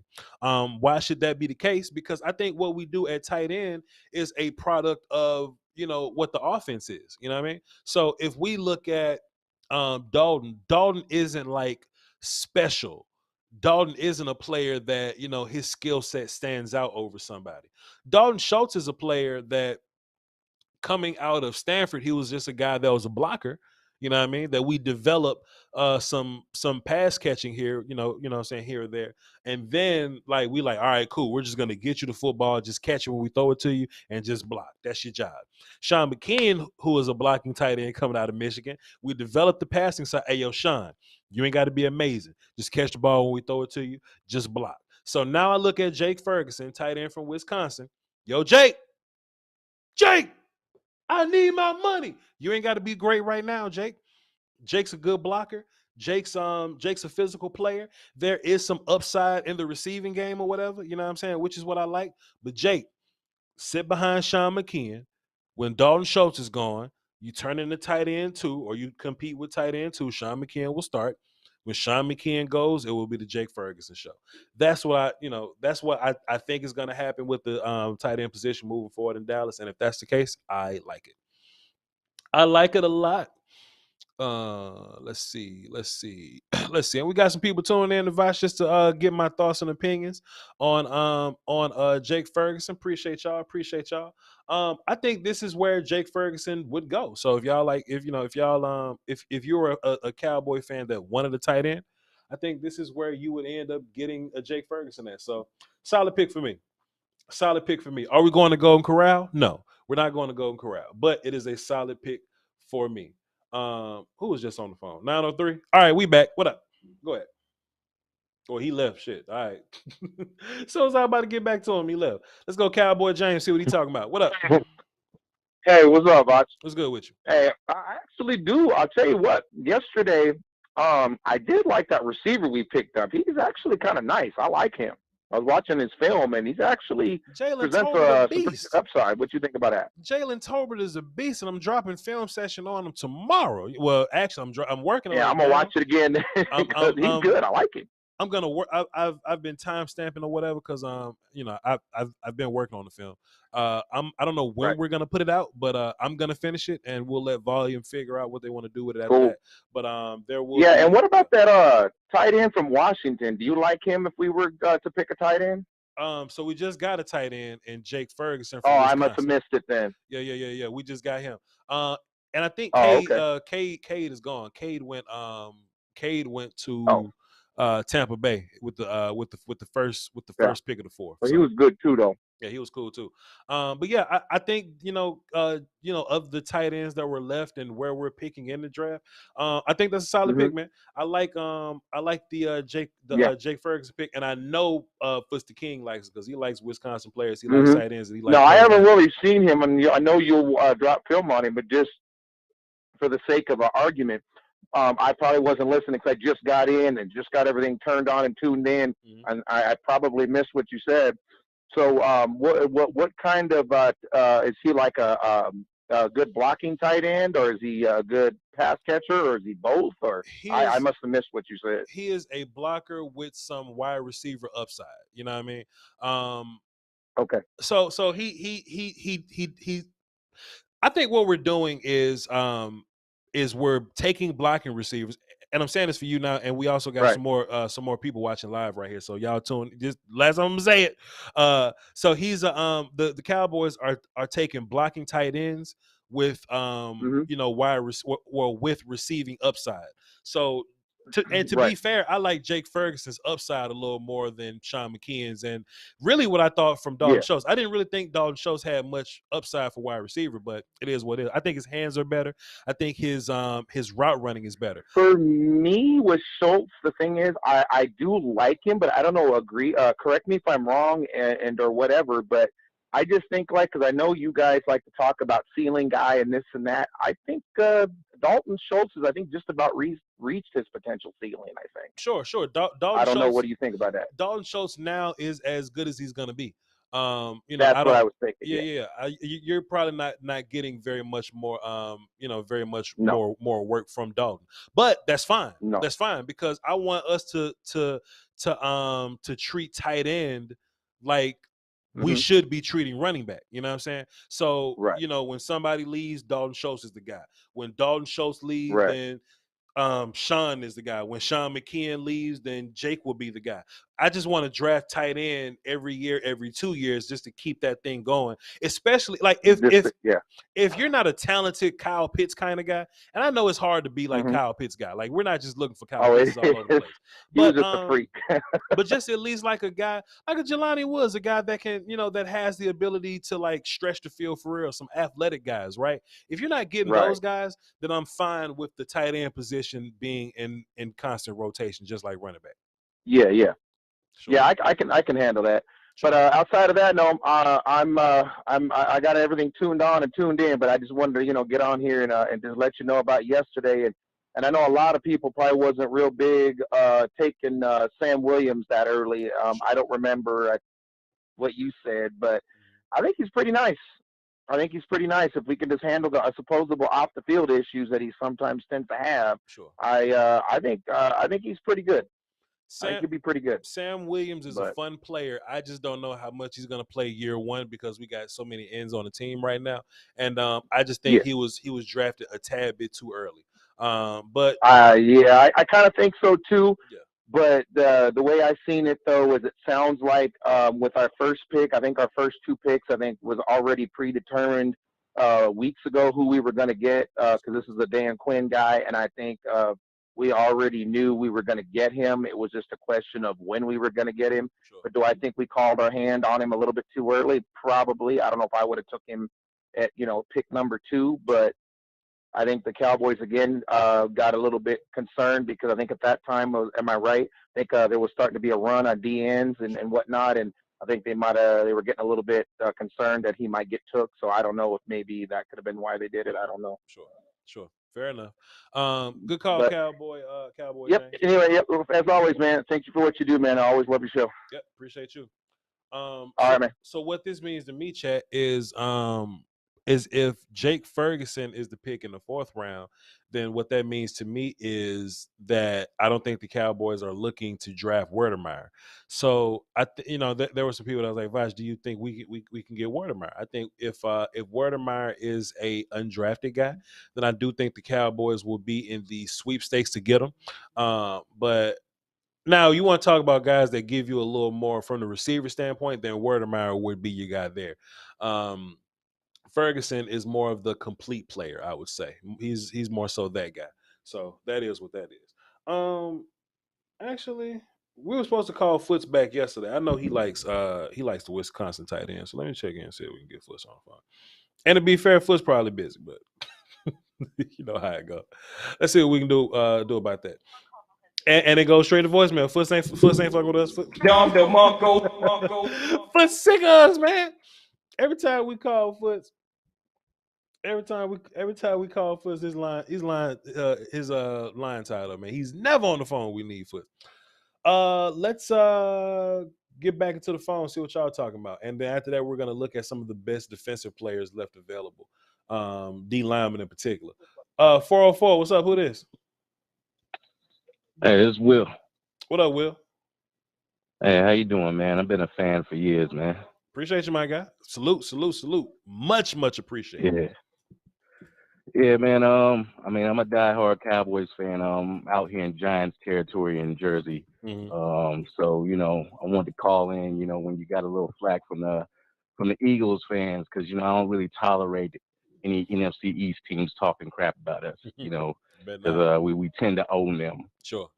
Just for those Eagles fans, last 5 seasons, this is 5-season record. They're 3-7 versus us. Damn. If there's any Commanders fans, whatever that name is, they're 3-7 in that span also. Giants are way worse. They're 1-9. Damn. So they need take that bass out their voice when they talk. And you know what? That's just the span. That ain't even the record versus Dak Prescott. The record versus Dak Prescott is worse than that. It's worse than that. Yeah, it's worse. It's worse. I think Giants are winless since their rookies, since Dak and Zeke's rookie season. They're winless against us. They have a horrible record since like they last won that old ass Super Bowl 10 years ago. Yep.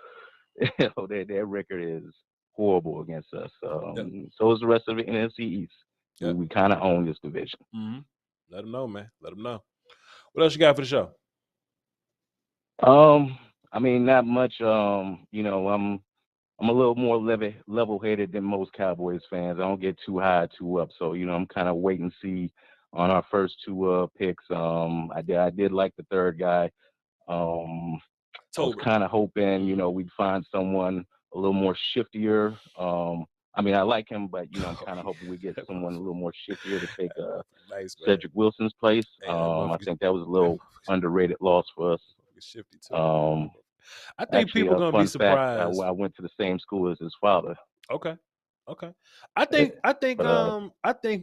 people are gonna be surprised with with what they get from Tolbert, because he's just very unassuming, like he'll go to this smaller school and you'll be like, well, but he goes to a small school and then he shows up, beat the shit out of Tennessee. You know what I mean? But then they'll be like, but Voch, he's not a route runner, but he just constantly gets open and gets separation running routes.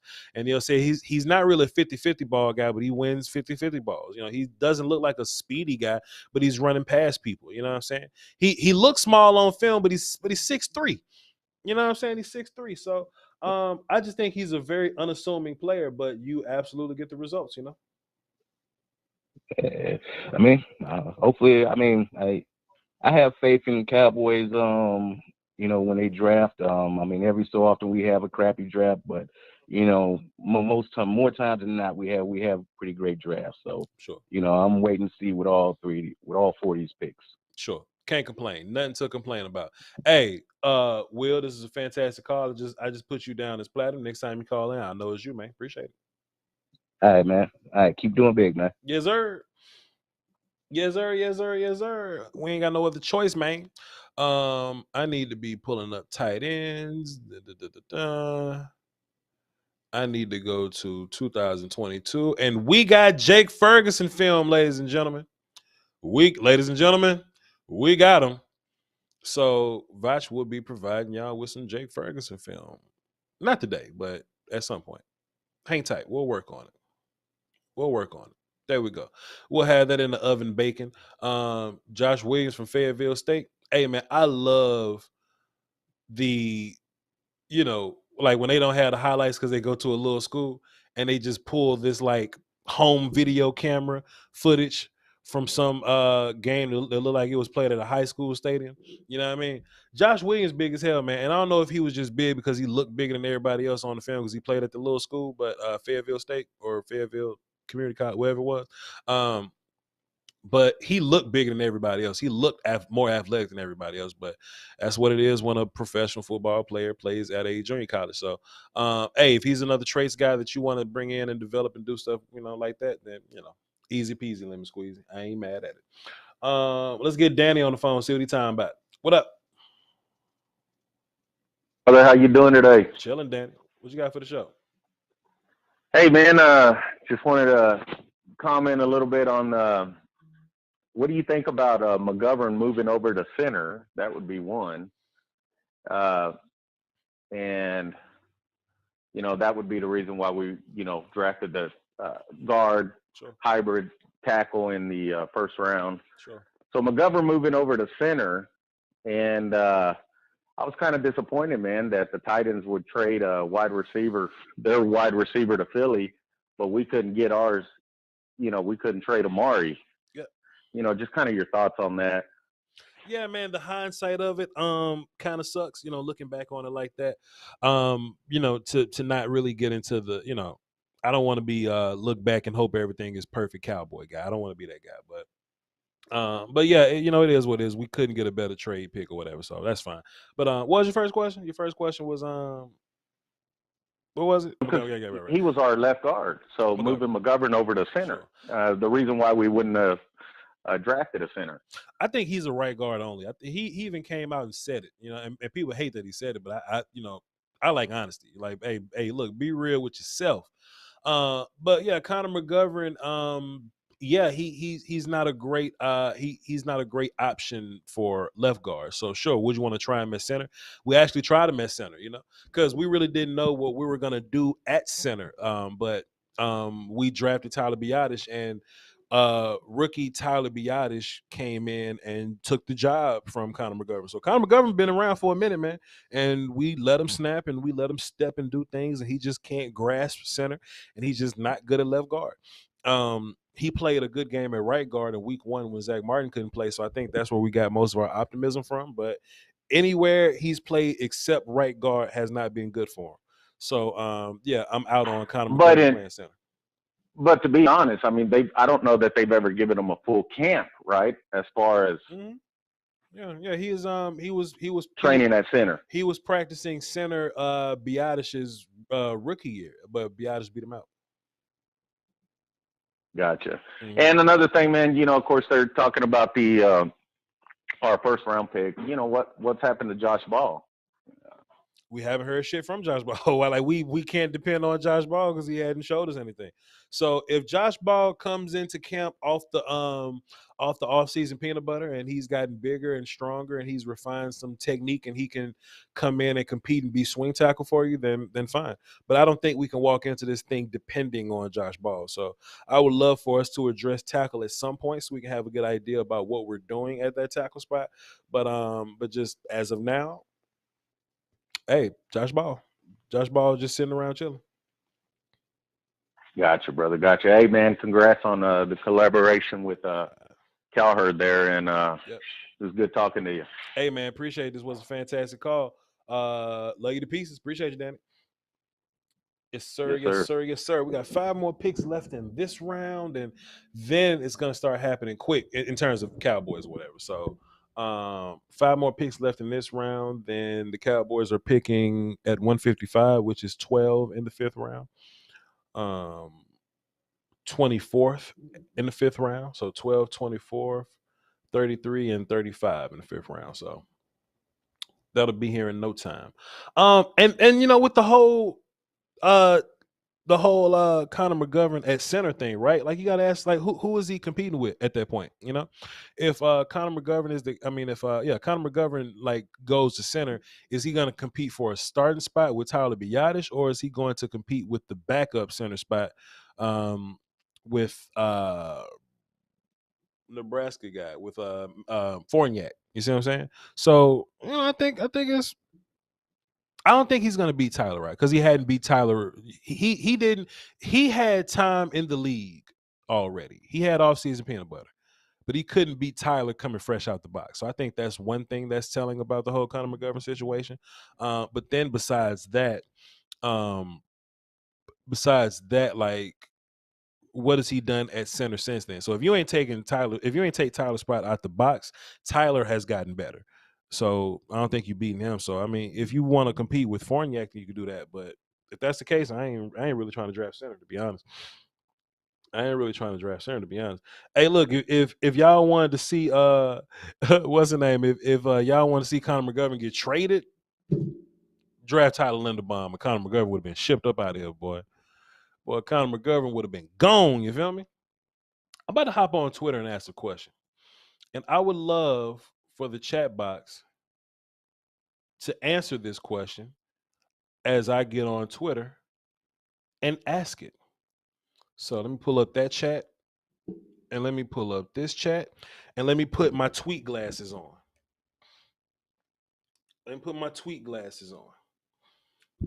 Chat, I'm asking y'all this question. Well, I'm asking Twitter this question, but I want y'all to answer too. I want y'all to answer it in the chat box. And you can answer on the phone if you want to. Twitter.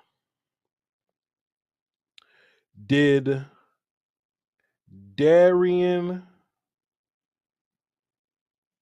Kennard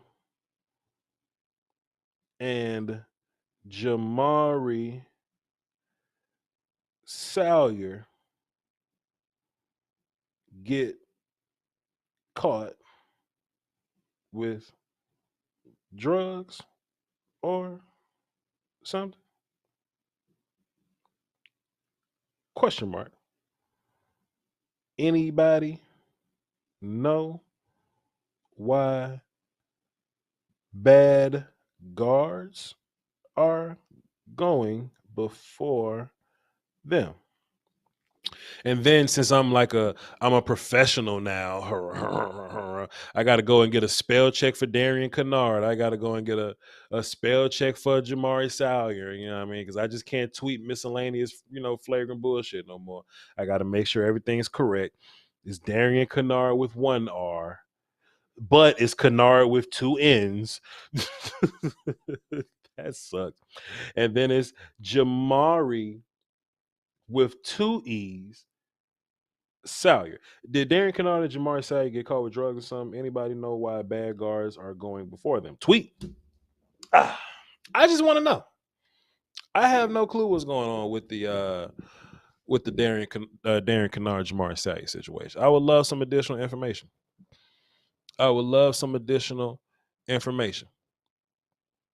A little bit of spam over there. I think that's taken care of. Yeah. Where my admins at? Do I not have admins in the Voch Lombardi page? Like, where we ain't got no shooters in there? Nobody shooting in there? Like, what the business is? Come on now. But yeah, man, I just have no clue what's going on with those guys. Like why are they still here? I personally wasn't high on Kennard. Even if you weren't high on Kennard and I wasn't super high on Kennard, it's like pick 137 right now. It's pick 137. Like, that's what I'm interested in, Like, why are they waiting this long to come off the board? I don't know. Falile, in my honest opinion, is a total scrub, respectfully. Damn. Yes, and Salyer is better than Kennard in my personal opinion. But I think both should be there. We'll give you a little wrench. We'll do that for you. I think both shouldn't be here right now. I think this is late in the draft for them. And then plus, you could be like you could be like Voch. I'm not that high on Darion Kennard, but like look at the guards that have gone before. Let's go to the tracker.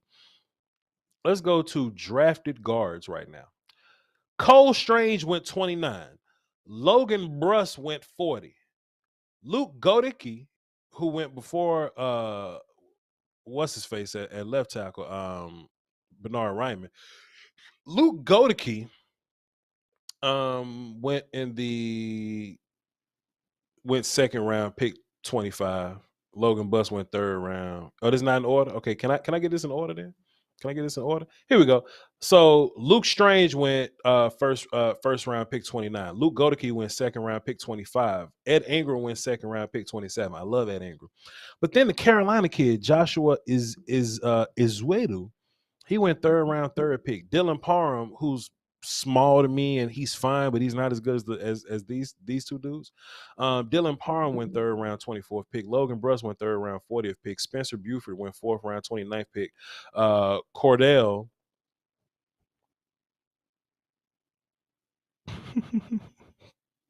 I got comments, but I don't know if I can say this on the volume. But Cordell Volson was drafted fourth round, 31st pick. I haven't seen Cordell Volson. Yo, chat, I want y'all to think about what you think Cordell Volson looks like, and then Google Cordell Volson. Interesting. Cordellvolson. That's interesting. And y'all can come up with your own with your own comments there. But some of these guys going before Jamari Salyer and Darion Kennard's strange to me. Let's go offensive tackle and see. And Calvin Austin goes to Pittsburgh. Pittsburgh, goddamn, Calvin Austin and George Pickens. Bro. Yeah, Brum, that's what I'm saying. Right. Right, Brumley, that's exactly what I'm saying. How this works. How the hell this work? Whatever. I think the tackles are coming off the board the way they're supposed to be coming off the board, but whatever. Cool.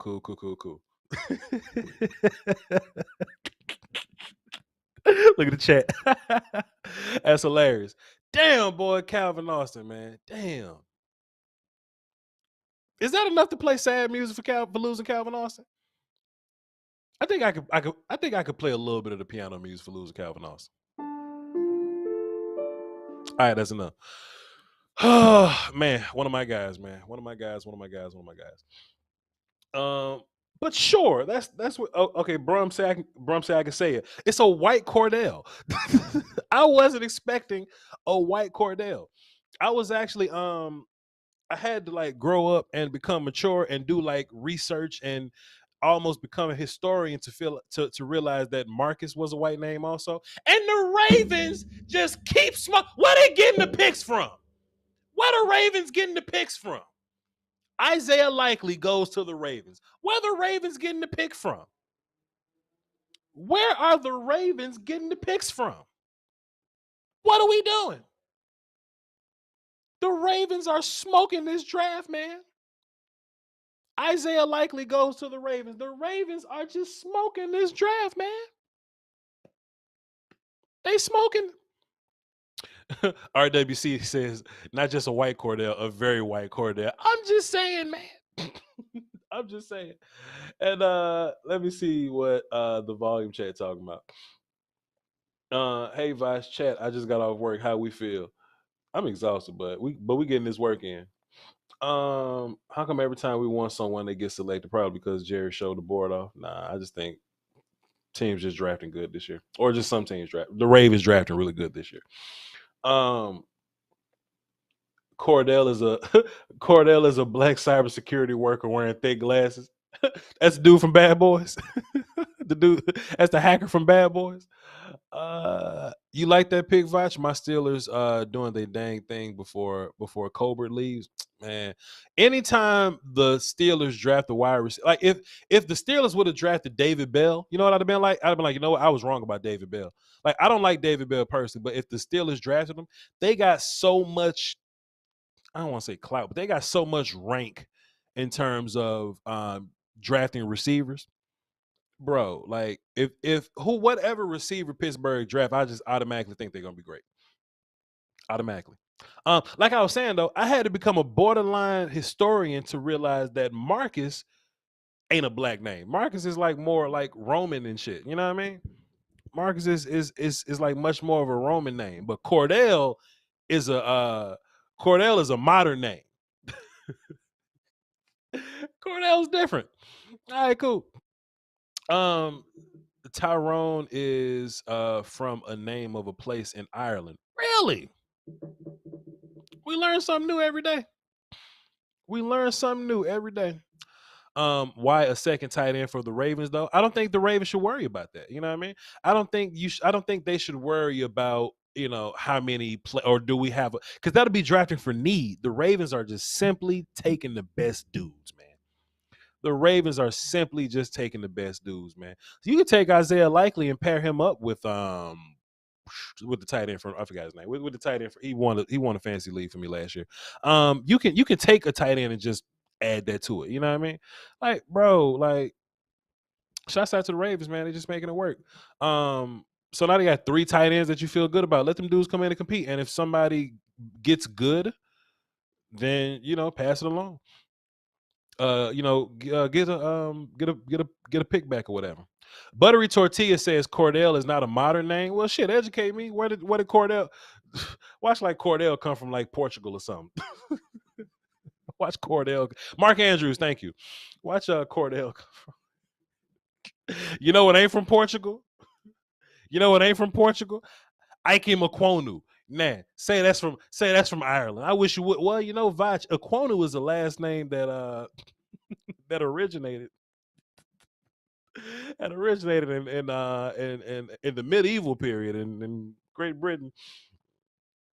It's actually a Mongol name. Genghis Khan's third son was named Marquis.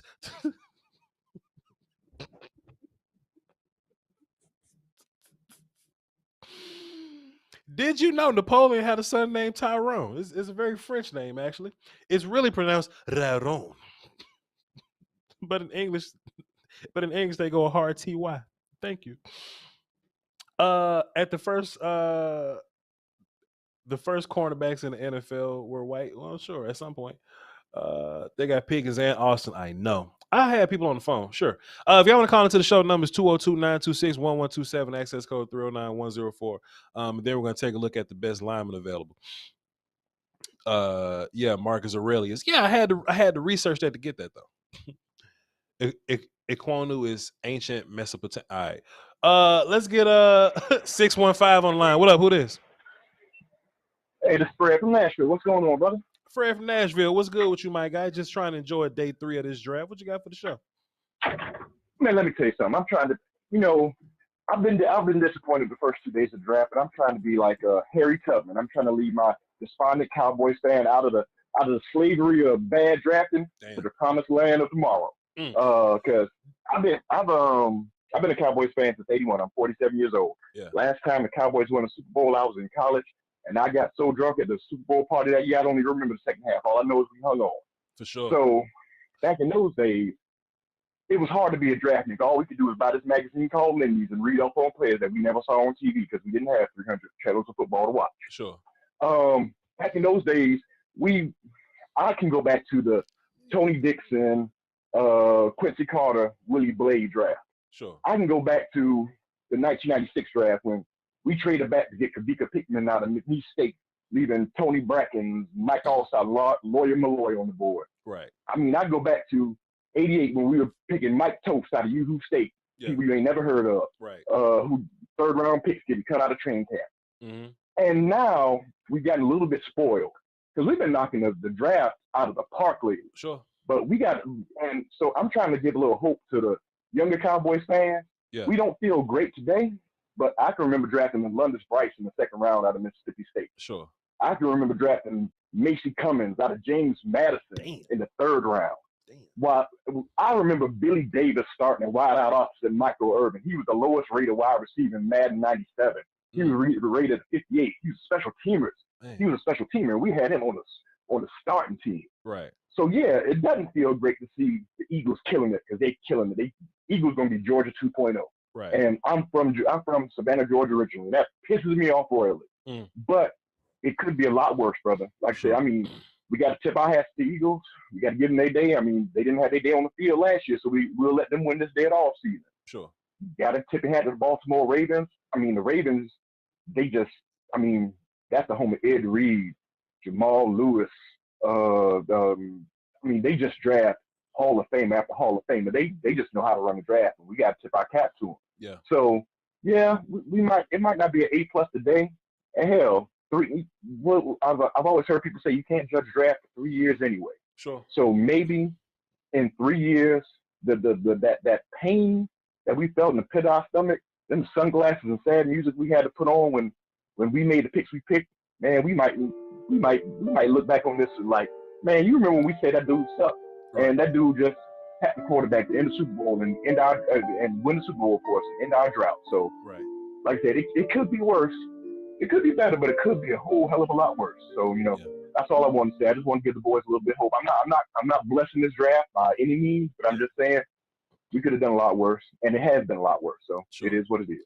Yo, Fred, appreciate you. And actually, I'm getting word from my guy from behind the scenes. Did you know that Fred is actually a Japanese name? Who knew?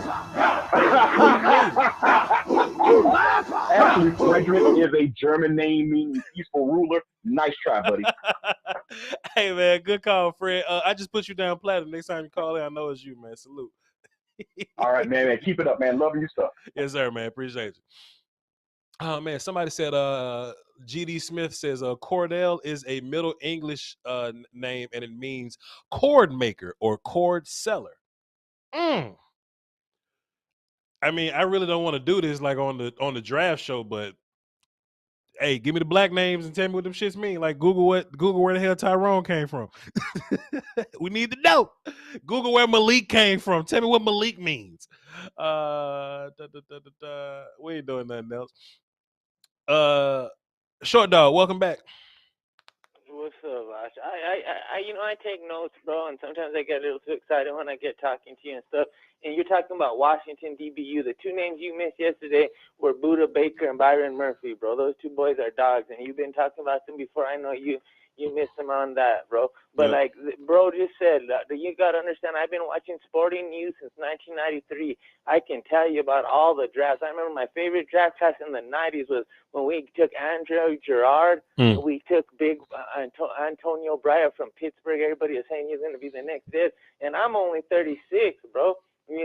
So I'm telling you, I've seen some stuff, and I've seen some bad stuff, and I've seen some good stuff. We got 5 picks here, and 4 picks in the 5th, Voch.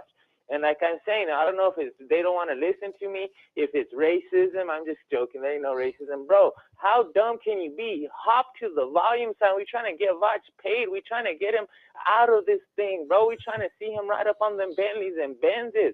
Hop to the volume, subscribe, stay on that. Throw your like on Voch. Everything should be moving and grooving. Just like the way the volume is growing, the same thing the way Voch should be, bro. It's the teamwork that makes the dream work. Everybody. The V plus the V, that's a dub. Everybody else, bro, if you ain't rolling with us, you a scrub. Any haters on Vachi, bro, you guys better be careful, bro, because you know what? Trump done let me buy a lot of guns. We got more ammo. As a matter of fact, I come and show you my whole room. I got more ammo in 2 of my rooms. I don't even let people go in there too locked. We're blowing shit up down here, bro. I love you, Voch. Let's see if something happens, bro. They draft Beavers. They draft a boy from Boise. I mean, if we draft Darion Kennard or Slay, I'm going to call you back and let you know what's up in the fifth. Other than that, bro, they've been taking us every chance we get, but we'll be all right. But this is something I got to talk. For the Philadelphia Eagles, bro, you guys ain't on shit, bro. Damn. I done walked up in Philly before there, and ain't nobody put a hand on me, bro. I done talk more shit to all you guys. And there's some real G's. I ain't saying there ain't none. But don't come over here and talk like you guys got something, bro, because let me tell you something. NFL, it's a quarterback-driven league, and y'all ain't got shit. You can take your Jordan Davis, you can take your Kobe Dean, you can take your A.J. Brown, pay him $25 million, and I ain't worried about nothing because you guys got Jalen Hurts, bro, a guy that got kicked out for Tua Tagovailoa, bro. Damn. So stay on that shit. You ain't scaring me, bro. You don't pump an ounce of fear in me, bro. As a matter of fact, I think the Giants did better because they went and took the two best, to me, the best offensive linemen, one of the two, and then they got Kayvon. They did pretty good on their end. But as bad for you, bro, that she goes, y'all ain't seen me, bro. Go back to WD-40, put some money on his books, bro. He's a predator. I said it before I saw it. He's a weakling. Now you guys trying to fill his lane, bro. I ain't got love for no bro. This Cowboy Nation here till the day I die. Box, what's up with it? We got the volume. Bro, Colin Cowherd, we up in this stuff, bro. You got beef with us, don't be sending us no notes and saying it's sorry or something. Because when it's up, it's stuck. Voch, I love you, bro. I'll call you again. I'll wait until the end. Perfect. Dom DeMarco. I got a friend named Pedro Corto. Did y'all know Pedro Corto is short dog in Spanish? You never know. Hey, somebody had a good one, bro. Just had me. Hey, short dog not playing. Somebody in the chat was like, short dog soft. Short dog called the volume like we was doing the volume. Like he called from jail. And he was like, Voch, you know, he had the phone in jail, bro. Like bro, like short dog really. I'm not gonna tell y'all like his name, but if y'all Google short dog, man, short dog is one of them dudes, man.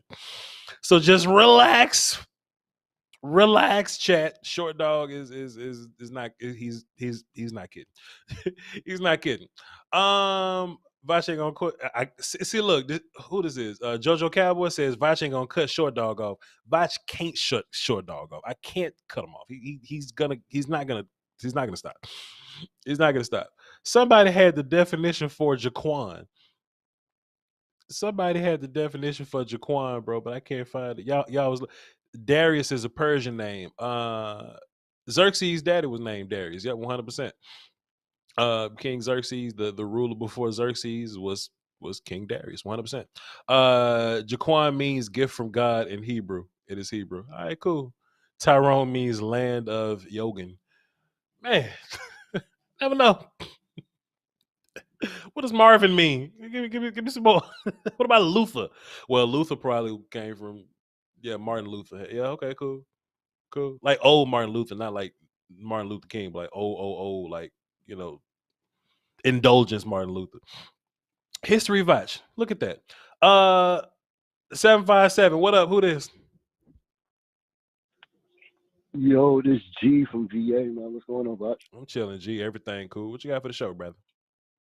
Yeah, man. It's first time calling, that long time listener. I'm happy. You know what I'm saying? You get your accomplishments, you know what I'm saying? You get your accolades. I mean, you're getting all the praise right now. So I'm happy for you, man. Well deserved, for sure. I'm just going to go ahead and just give my quick review. That's for the draft. I'm not too upset about it. To be completely honest, I'm not too happy about it. Mm-hmm. Not too upset about it either, man. I'm looking at the Tyler Smith. Dude is a giant, man. He's huge. I'm looking at some of his holds. I'm really thinking it's because they had him playing on the island. Out there, left tackles. Guys, you know, man, one of the hardest positions on the field, man. So I'm thinking, kicking him inside next to Tyron. You know what I'm saying? Where all you have to do is, pass protection. Don't nobody come in between you and the left tackle. Don't nobody come in between you and the center. Mm-hmm. And, you know what I'm saying, on run plays, put him in front of you, put him under the turf. Sure. If you can't get to the second level, do that too. Sure. I think that's going to solve a lot for him. Sure. Sam Williams, that has Dan Quinn written all over it. in my opinion. Yeah. Not only I'm not just saying that because we saw him working out one-on-one. That's true. But I'm thinking it's more so just his physical. You know what I mean? I think it's just we're gonna use him next year. I don't see how he fits the rotation this year. Not that we that stat that be in. We just got a whole bunch like him already. You feel me? Right. Golston, Dorrance, who we just signed, Dante, all them already got experience over Sam. Sure. I think it's next year, the year after that. You know what I mean? That's when Sam, you know what I'm saying, D-Law, that's when it's gonna be crazy. Him, Yo, G, time out, G. G, I'm not G, don't hang up. Joby 45 in the chat box says Tyrese means he who pounds at the door at night. Hilarious. What are y'all doing? My bad, G. Go ahead, man. My bad. Nah, you good. You got the name of a creeper. All right.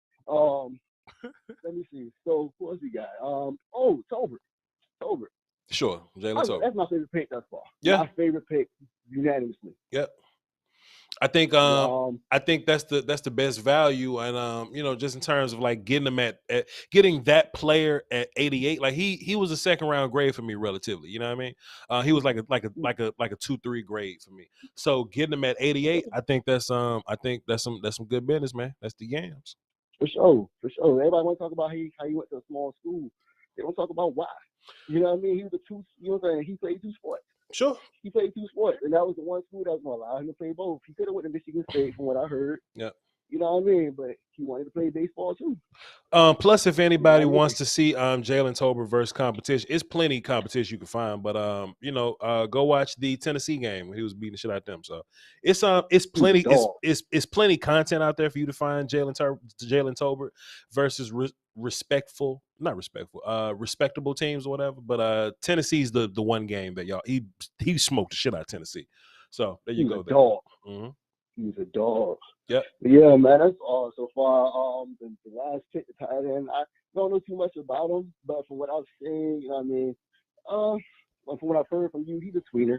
You know what I mean? He's not all blocking, and you know what I mean. I don't think he's gonna, be a Vernon Davis, go crazy down the field, nothing like that.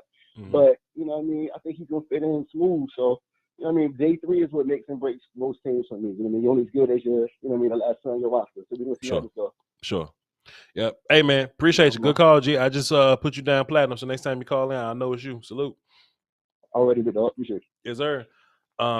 I think they're having a roast battle in the chat box on the volume side of any side that y'all gonna have a roast battle on. It's interesting that they're having a chat box on the volume side. So that's interesting. Hey, this is day 3. This ain't one of the hard-hitting analysis shows. If y'all want to hop on, we can boogie. We can boogie if y'all want to hop on, man.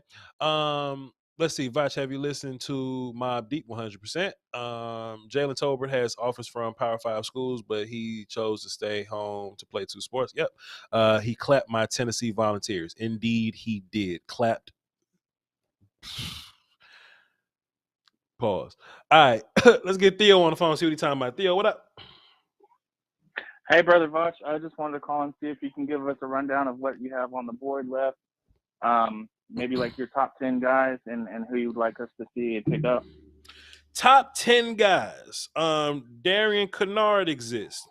Darion Kennard. Yes. Jamari Salyer exists. Darion Beavers exists.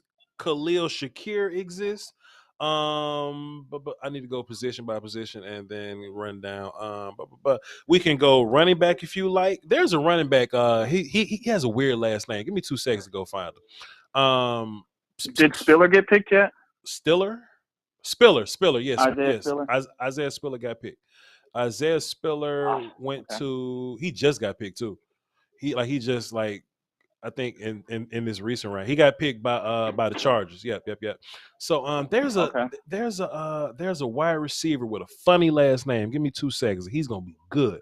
I was just watching him, just knowing he's gonna be good. It's like, why is he not on the list? Chad, who's the running back? The white kid. I think he's the only running back that's a white kid this year. He's not on this list, but he has a weird last name. Who is that? I don't know. I remember watching film and Darion Kennard just came off the list. Just came off the board. Who did he go to? My bad. Darion Kennard just went to Kansas City. Damn, that's good value, man. That's good value for Kansas City at 145. So, yeah, Darion Kennard's off the board, but we still got Jamari Salyer. So yeah, that's just roughly some guys we can look at. Tariq Woolen, Josh Jobe. If you want to look at like later corners that are some bigger guys, it's still some dudes. Justin Ross is available, but if we just talk about players that's gonna make Voch pay for people food at Golden Corral, like Khalil Shakir is that guy for me. Borgi, Max Borgi. I love Max Borgi. That dude is so fun. Where is he at? Why aren't we talking about Max Borgi? Boy, I'm a fan of his. But I don't know when he's gonna get picked though. I just know that I like this film though. But go ahead. Gotcha. Anyone at linebacker or interior defense tackle? Like, I'm really big on the in this late of the round, I'm really big on the Idaho kid that plays nose tackle for Idaho. Yeah, what's his face? Yeah. Yeah. Yeah. I've got him so many times I can't remember his name. But yeah. Noah. All right, thank you, sir. Noah Ellis. Yeah. He's there.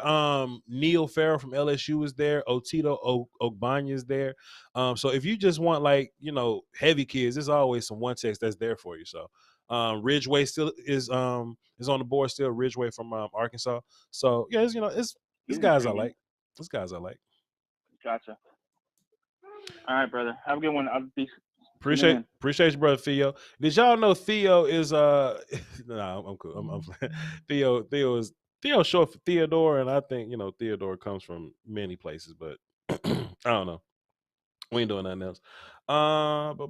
And my package is delivered. It'll be in the mail room. Voch, please come get these delusional Cowboy fans. I mean, I think we're gonna win the Super Bowl. So I mean,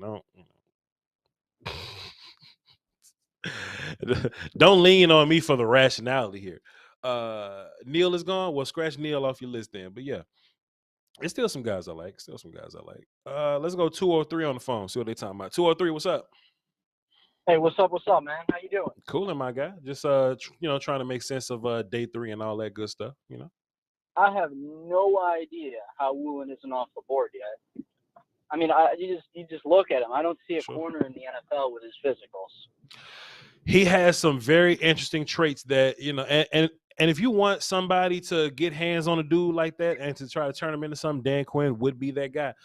We had interest in him, so I think he was a 30 visit. Don't quote me on that, but I think he's a player. We need him. Sure, he's a player that we could use. I don't know if he's gonna play this year, also, but yeah, go ahead. I haven't heard. Matt Waletzko? Tackle from. It's one of the Dakotas. One of the Dakota schools. Yeah, yes, sir. I hear he got a 7'1" wingspan. Sure. He should be a UFC fighter if he got a 7'1" wingspan. But yeah, he's another big kid that's like physical and nasty. Sure. Yeah, no. So I love him and Woolen for this round. Sure. Also, why didn't Pittsburgh trade back in the first?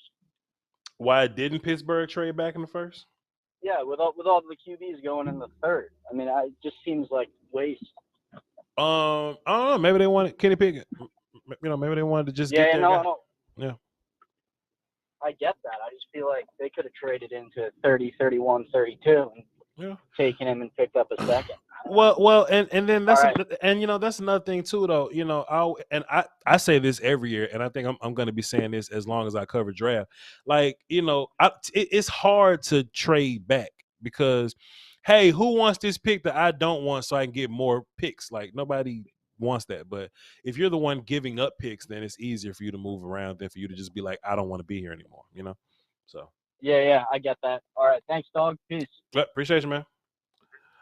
Get him up out of here.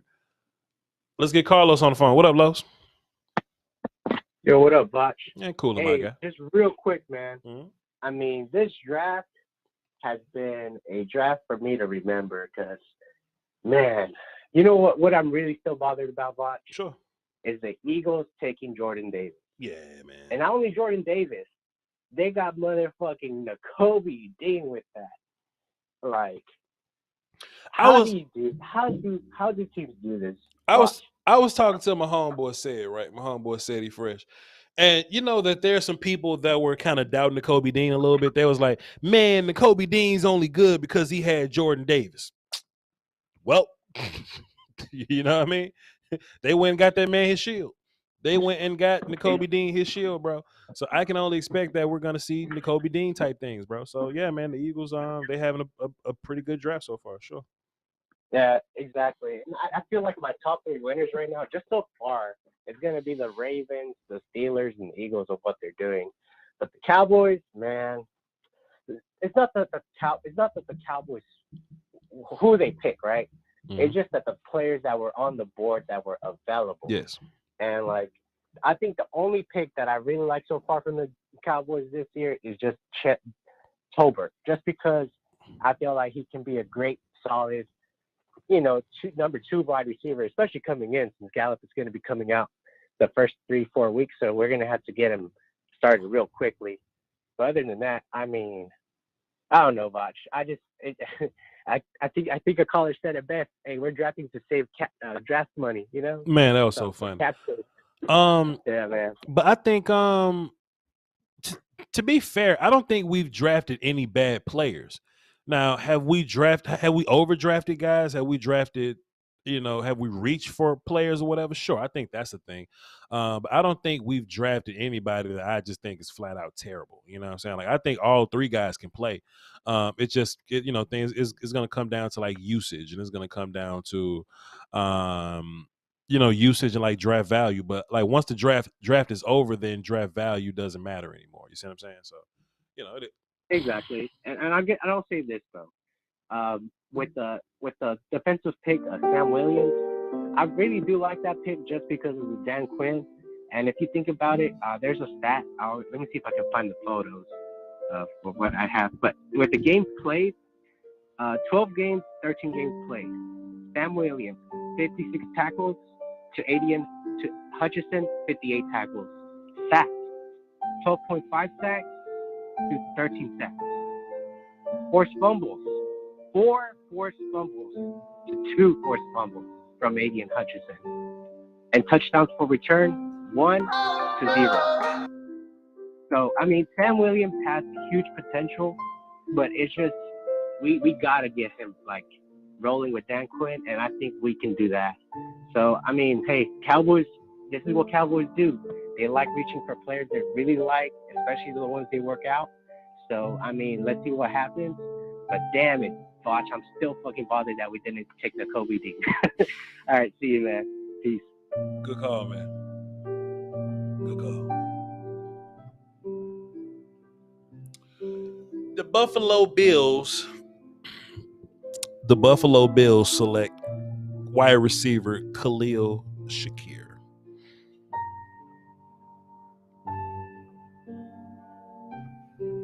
I don't ask for a lot, man. I really don't. Did y'all know that Khalil is originally an Australian name? Did y'all know that?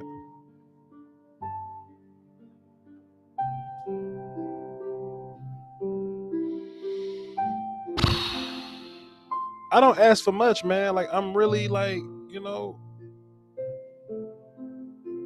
my karma can't be this bad, bro. It can't be this bad, bro.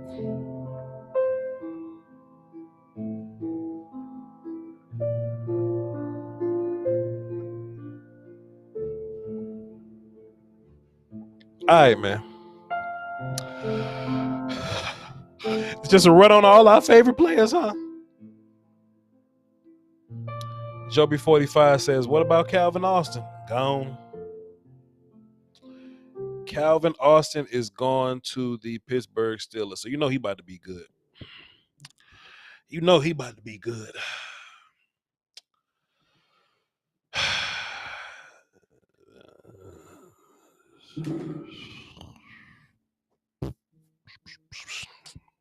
phone's right. Here's my phone.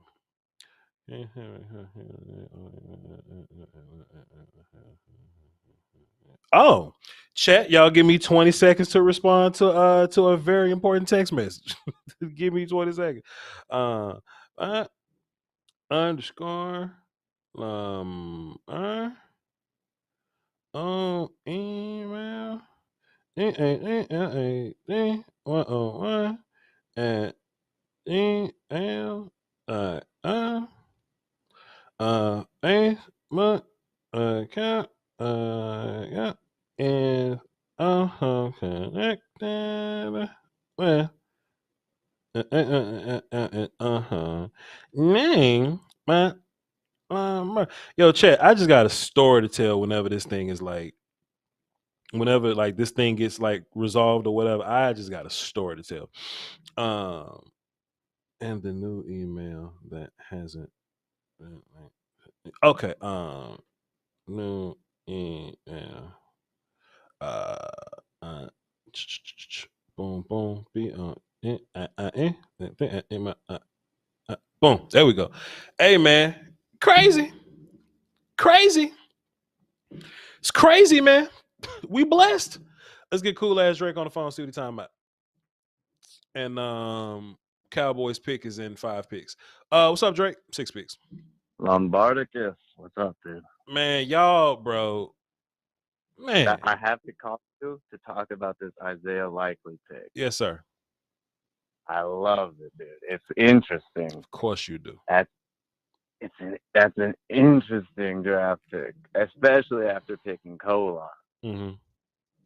Yeah. See, here's the thing: is going after we got all these ballers on the defensive side of the ball. I've been sitting there thinking Lamar needs a receiving option who's taller than 5'11". You know what I mean? Sure. Because I mean Duvernay, Prochet, Tylan Wallace. I don't think any of those guys are 6 feet tall. Sure. We got Bateman who's like 6'2". But I'm like Lamar's style.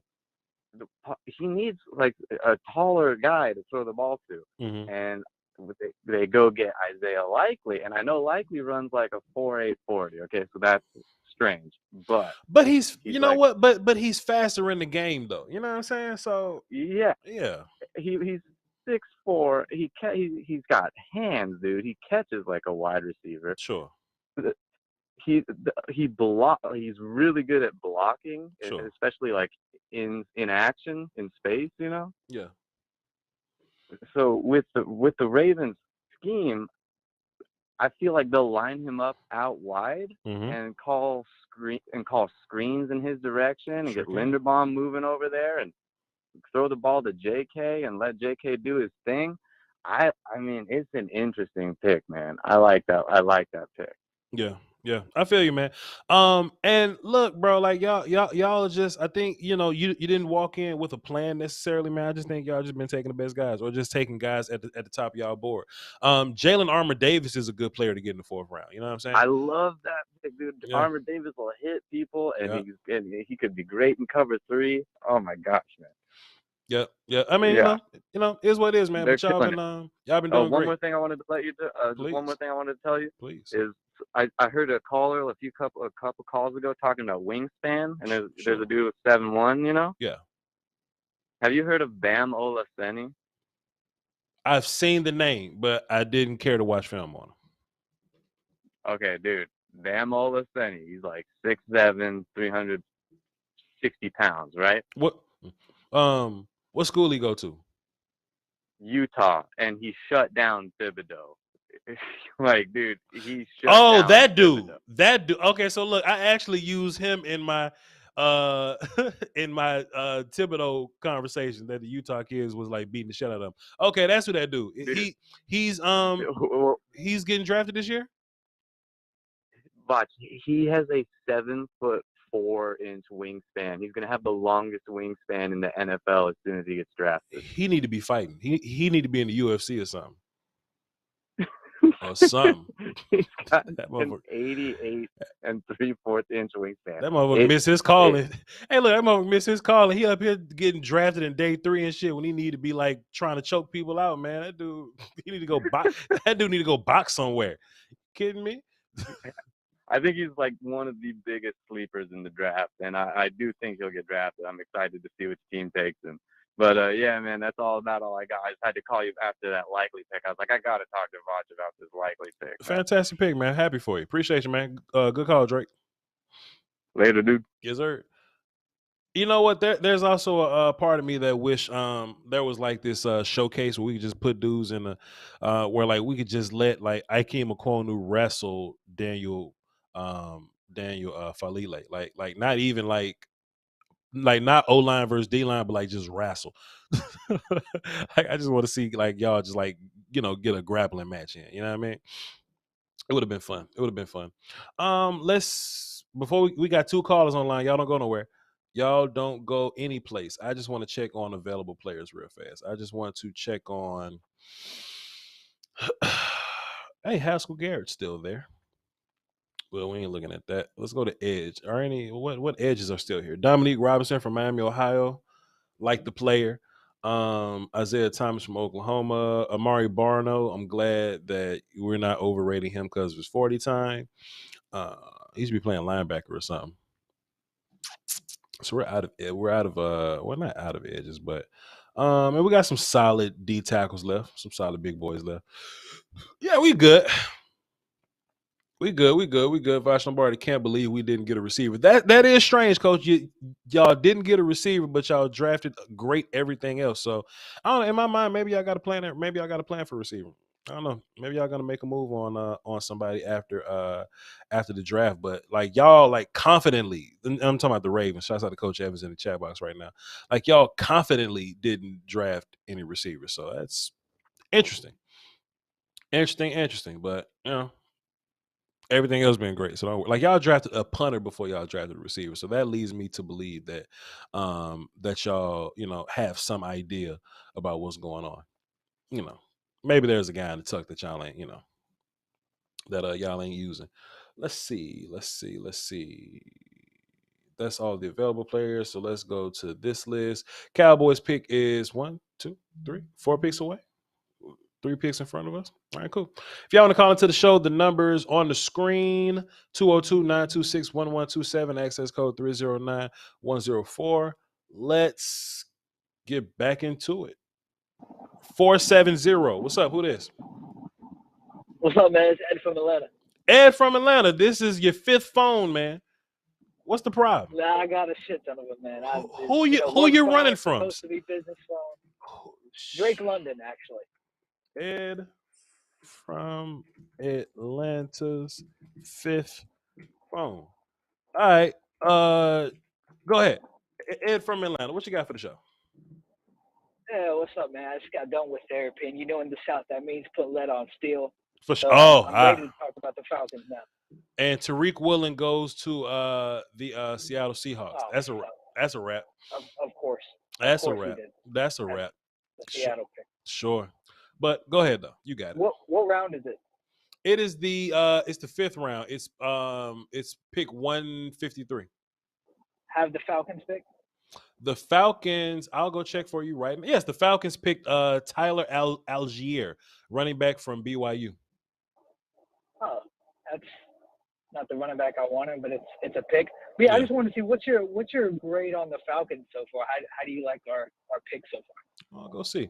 I really like Drake London. I don't mind Drake London being the pick. I know there were some Falcons fans that didn't like Drake London being the pick, because they thought that, and to be fair, it was probably because they've been hearing Garrett Wilson the whole process or whatever, just to get to draft day, and it ended up being Drake London. But I like Drake London. Drake London's a fantastic player for me, and all that means for me is that the Falcons are just getting big, like they're just getting big dudes. Now I don't know when Calvin really comes back, and I don't know if y'all gonna be rolling with Calvin when he comes back, but that's a cool little core when he gets back. Arnold Beatty, I'm a big fan of him, especially at 38. Troy Anderson, I probably would have taken later. I think he's going to be a all-around special teams dude. When I say all-around, not just tackling, but he played every position at Montana State, so he might even throw the fakes on punt team. You know what I mean? So that's fun. Desmond Ridder, another fun player, D'Angelo Malone, good pass rusher, got him at 82, some good value. So I like what the Falcons have done so far. Yeah, I felt the same way.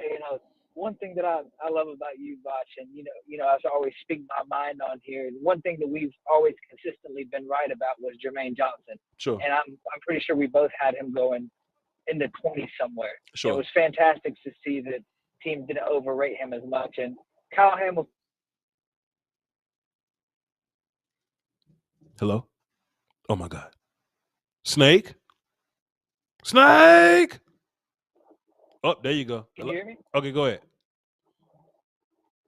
Yeah, so I'm glad that we were right about Jermaine Johnson and Kyle Hamilton.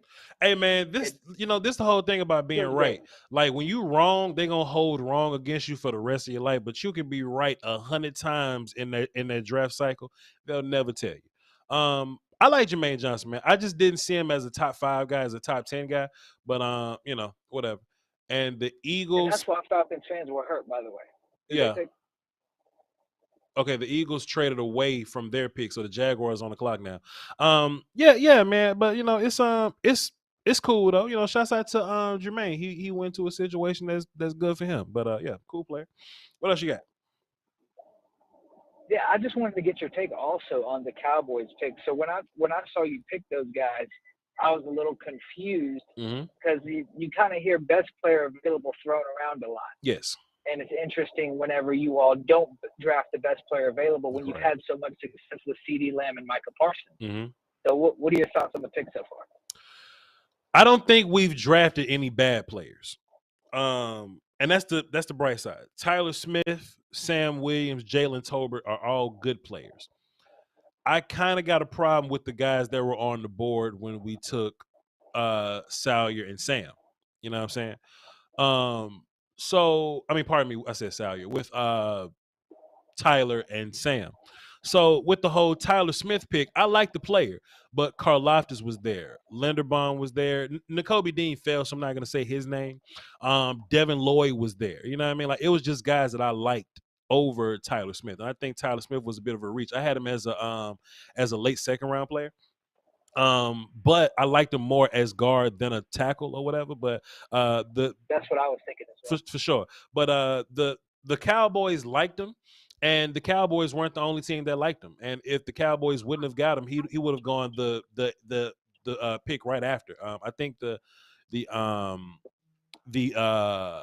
Titans were actually trying to move up with Dallas to go get him. So we wouldn't have gotten him otherwise. And guard kind of ran out quick at that point. So yeah, so yeah, we're not I'm not upset at the idea that we drafted for need over BPA. It was just, I think it was a bit of a reach, but I do like the player though at guard. Sam Williams, I think Sam Williams was much more of a reach than Tyler was. But it is what it is. I don't know what Sam Williams is going to do for us year one. I just think we got guys on the team that's going to do a lot more than him year one. But that also is what it is. Just no biggie. And then also, man, we got what's his face, my guy? We got Jalen Tolbert. Jalen Tolbert is a gangster. And getting that dude at 88, I think that's by far our best pick in terms of value and the talent of player that we get for that draft pick. You feel me? Yeah, I definitely wanted Jalen Tolbert for the Falcons, honestly, because we still need wide receiver, even though we just drafted one. Because I don't think the whole Ridley thing is going to work out. We're going to end up grading him anyway. Sure. But the interesting part about the Cowboys draft is I 100% thought that you guys were going to draft BPA. Sure. Because you hear that a lot from Jerry Jones and Stephen Jones. And it was when I heard Tyler Smith, I thought, yeah, he's cool, but there's so many better players on the board. I feel like you would wait and let the board fall to you and draft BPA. Sure. And I don't feel like this draft makes you guys any more dangerous. You just kind of maintain how good you were, if that makes sense. Sure, 100%. You're right. You just don't get worse. You know what I mean? Just But and there's some people that say that the Cowboys didn't improve at all, that we actually got worse. But I don't know. I just believe things just kind of fix themselves, and I don't think that we added anybody that adds value to the team or anything like that. But I just think once you get into the tournament, I think the Cowboys are still good enough to do things once they get into the tournament. But yeah. Go ahead. Yeah, one of the things that gets lost as a fan is like you guys had some major changes with Amari leaving, Leo Collins leaving, players getting older in contracts and whatnot. Sure. And it's kind of like when you have some damage to the foundation of your house, do you fix the foundation or do you make everything else prettier? You fix the foundation. I think this is a draft for that for you all. And, you may not get better, but, that's not the reality of the NFL. Sure. It doesn't always work like that. And, my argument to do we get better, and, this is my argument. Like you may not get better from a roster building standpoint, but I think quarterbacks get really good the closer they get to 30. Like Dak is closer to 30. Like if we just simply use Tony Pollard more, we get better. CeeDee Lamb going in his third year, I think he gets better. Micah Parsons going into year 2, I think he gets better. Look at how much Diggs changed from year 1 to year 2. Now you take that dude from year 2 to year 3. I just think that the more dudes play, the better they get. So we got dudes on our so some teams didn't have dudes at all, and they got dudes.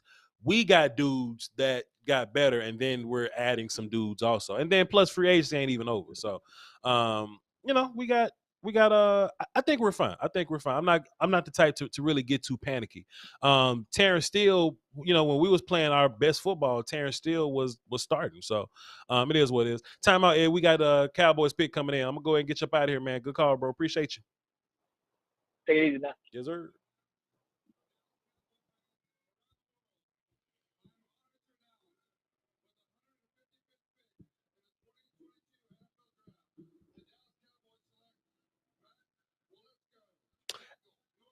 We just had a conversation about Matt Waletzko, huh?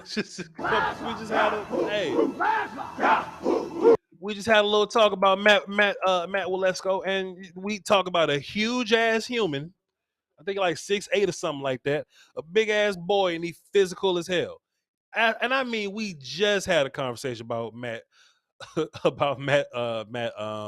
Waletzko. And what I think is interesting is I think we're moving into this lane where we just want to be a lot more physical. You know what I'm saying? Like we just want to be just a more physically imposing team. And if you look at Waletzko, you look at, Tyler Smith, like, bro, we just got physical as shit. And within one and look, if this is a keep a strength type of move from the Cowboys or whatever, then salute. That is keeping a strength. Now Matt Waletzko gets to come in immediately, and if you feel like we had deficiencies as a run team, Matt Waletzko is that guy for you. He's a big physical run blocky ass guy. He gets to come in day one. He looks Josh Ball in the face and be like, I hope your peanut butter working. Because look, if you look at how NFL peanut butter works, like even Josh Ball on NFL peanut butter might not be bigger than Waletzko. That's real facts. That's not like me trying to be optimistic Cowboy fan or anything like that.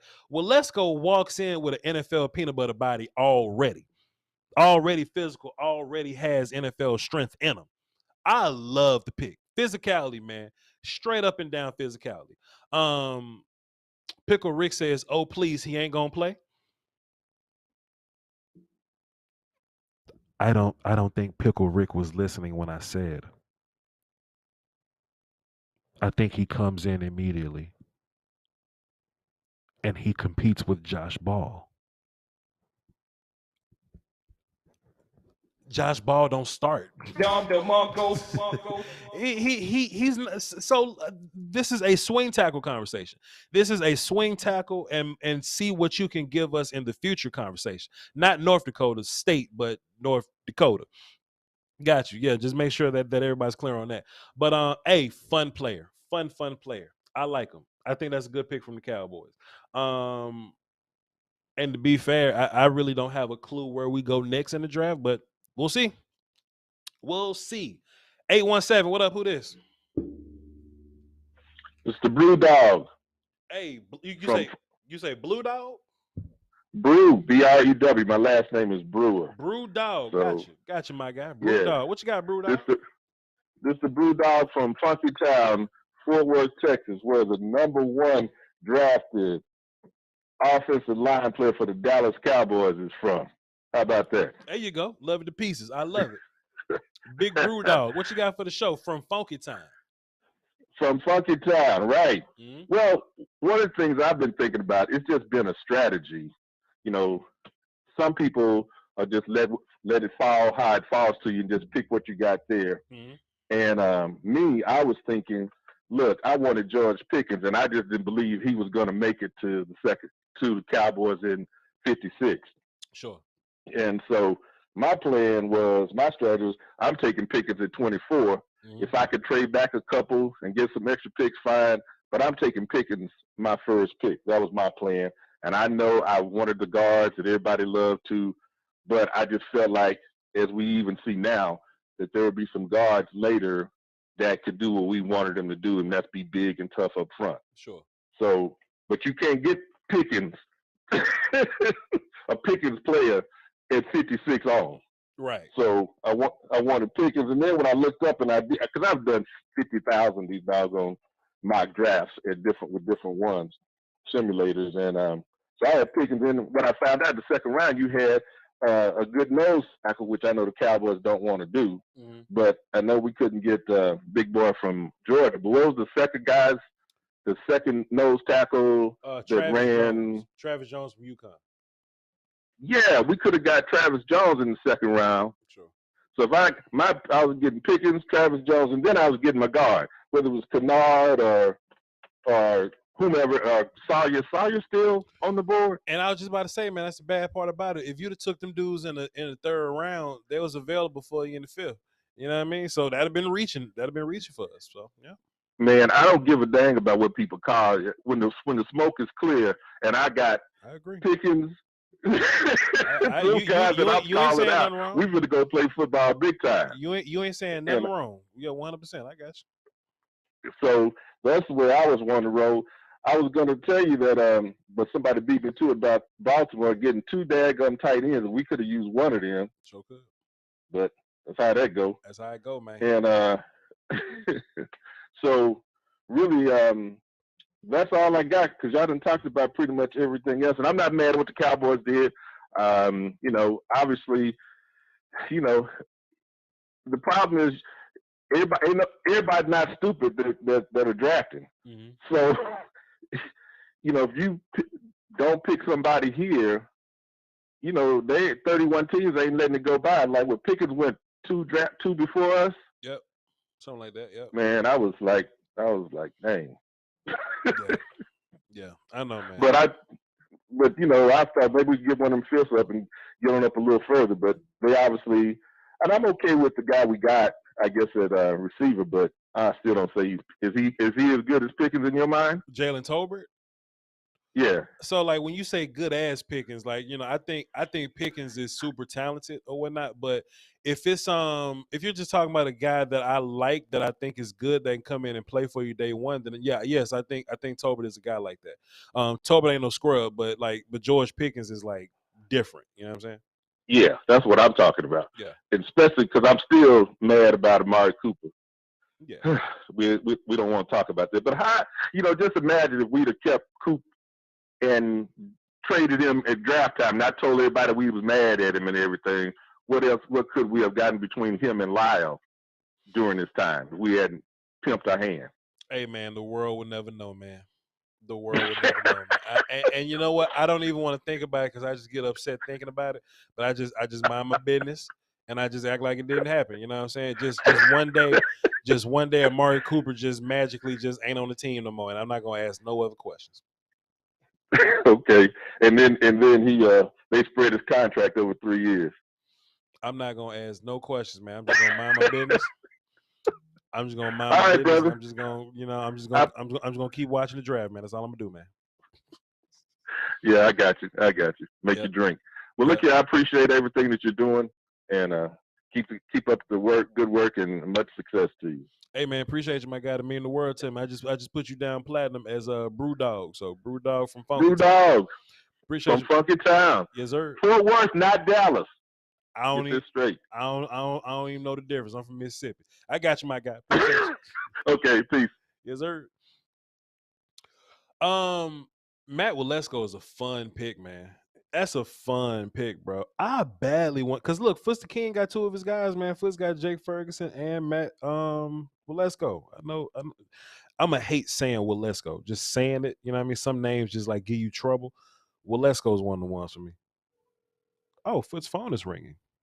Oh, that's interesting. Foots' phone is ringing. Oh, let's see what's going on with Foots. See what's going on. Oh, it is ringing, but that don't mean he gonna answer something. You know, I'm just cool. It's all good, man. It's all good, bro.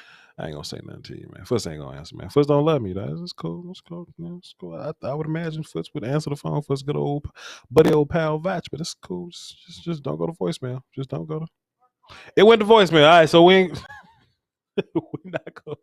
we're not gonna hear from Foot. It is what it is. Is he live right now? Because if he's live, then I feel terrible that he's live. Let's go here.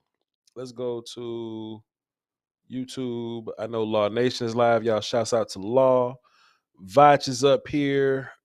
Yeah, they're not live. It's all good. Foots to call us back. Foots can't go a day without talking to us. We love Foots. We love Foots. He can't go a day without talking to us. So I'm trying to find us some Matt Waletzko film.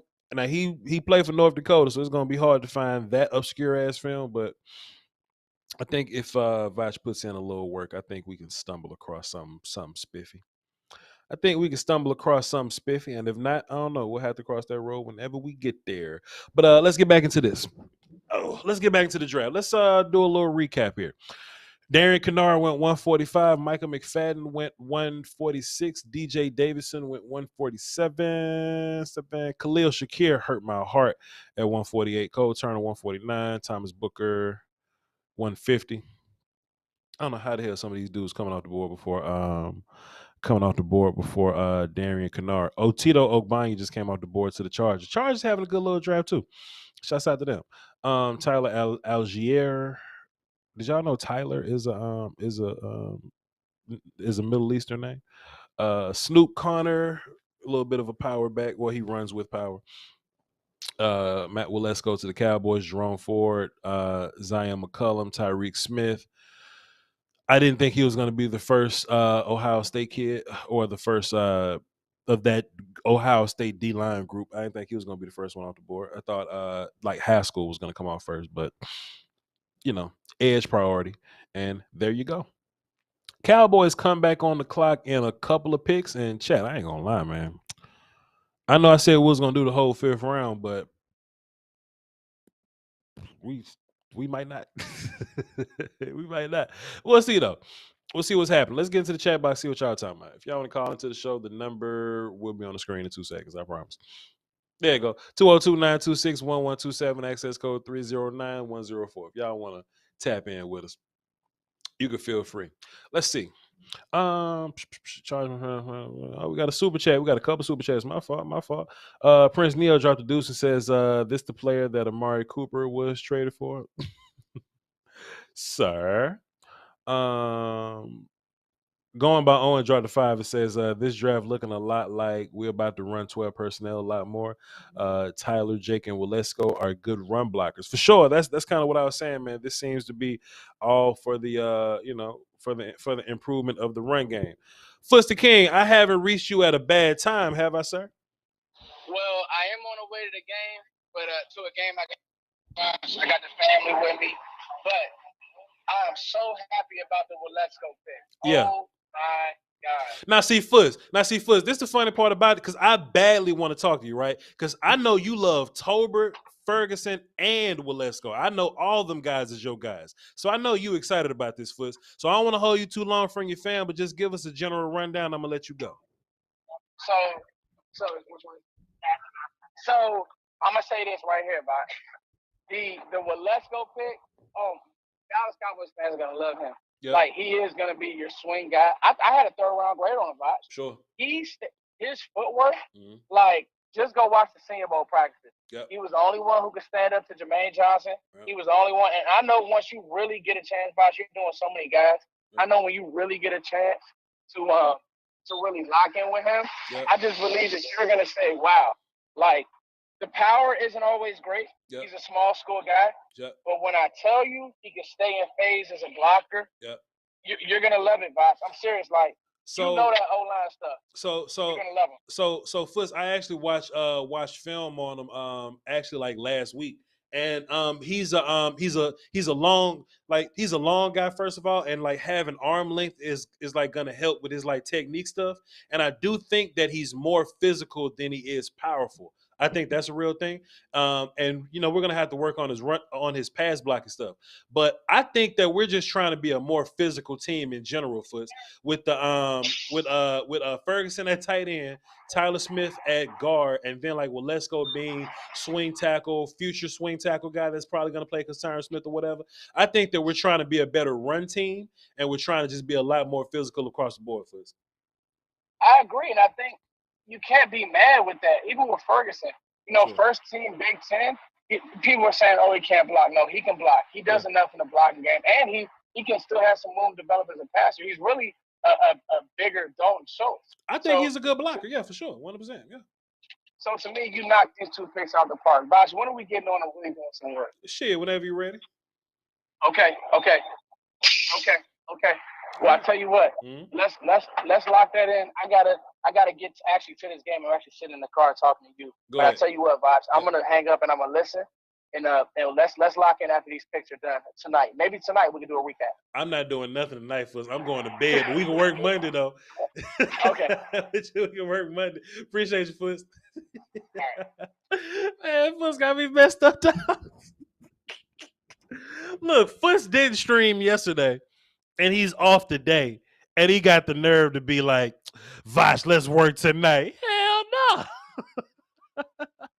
What you mean, player?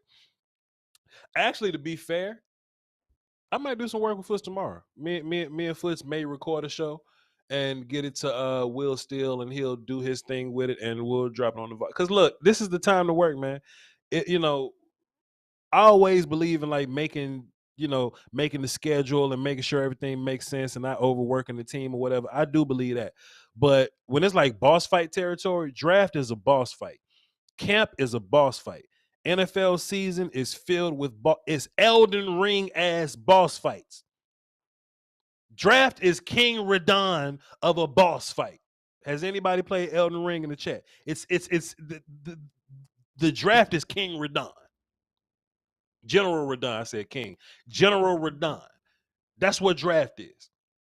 And it's time to work, man. It's time to work. So I might do some work with Foots tomorrow. Not tonight though. I might just record it myself and send it over to Will Steele and let him, do what he does with it. But that's just that. Eagles got the best draft. Eagles got the best draft. Second, Patriots. Third, Ravens. Are you smoking? Kidding me? True Believer dropped a deuce and says, "Why is Kingsley Enagbare on the board?" I don't know. I have no earthly idea. Why Kingsley Enagbare is on the board right now. No clue. Amari Bond. Okay, cool. Let's go to the situation, man. Let's go to the you know what I mean. Let's see what. Let me scroll up. Let me go to teams. Oh, you said the Eagles?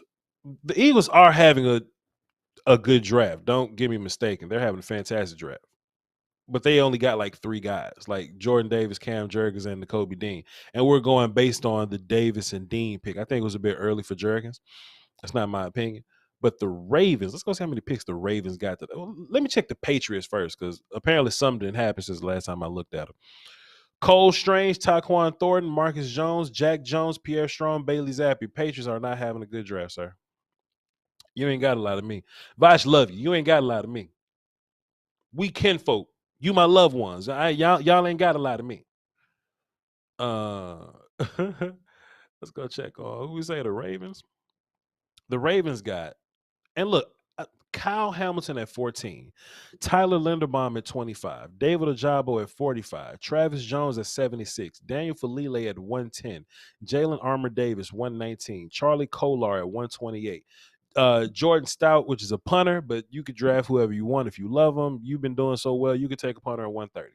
Then they get right back in it with Isaiah Likely at 139 and Demarion Williams, who's a pretty good cover corner out of Houston that played on the other side of Marcus Jones at 141. Bro, there's not a draft better than the Ravens right now.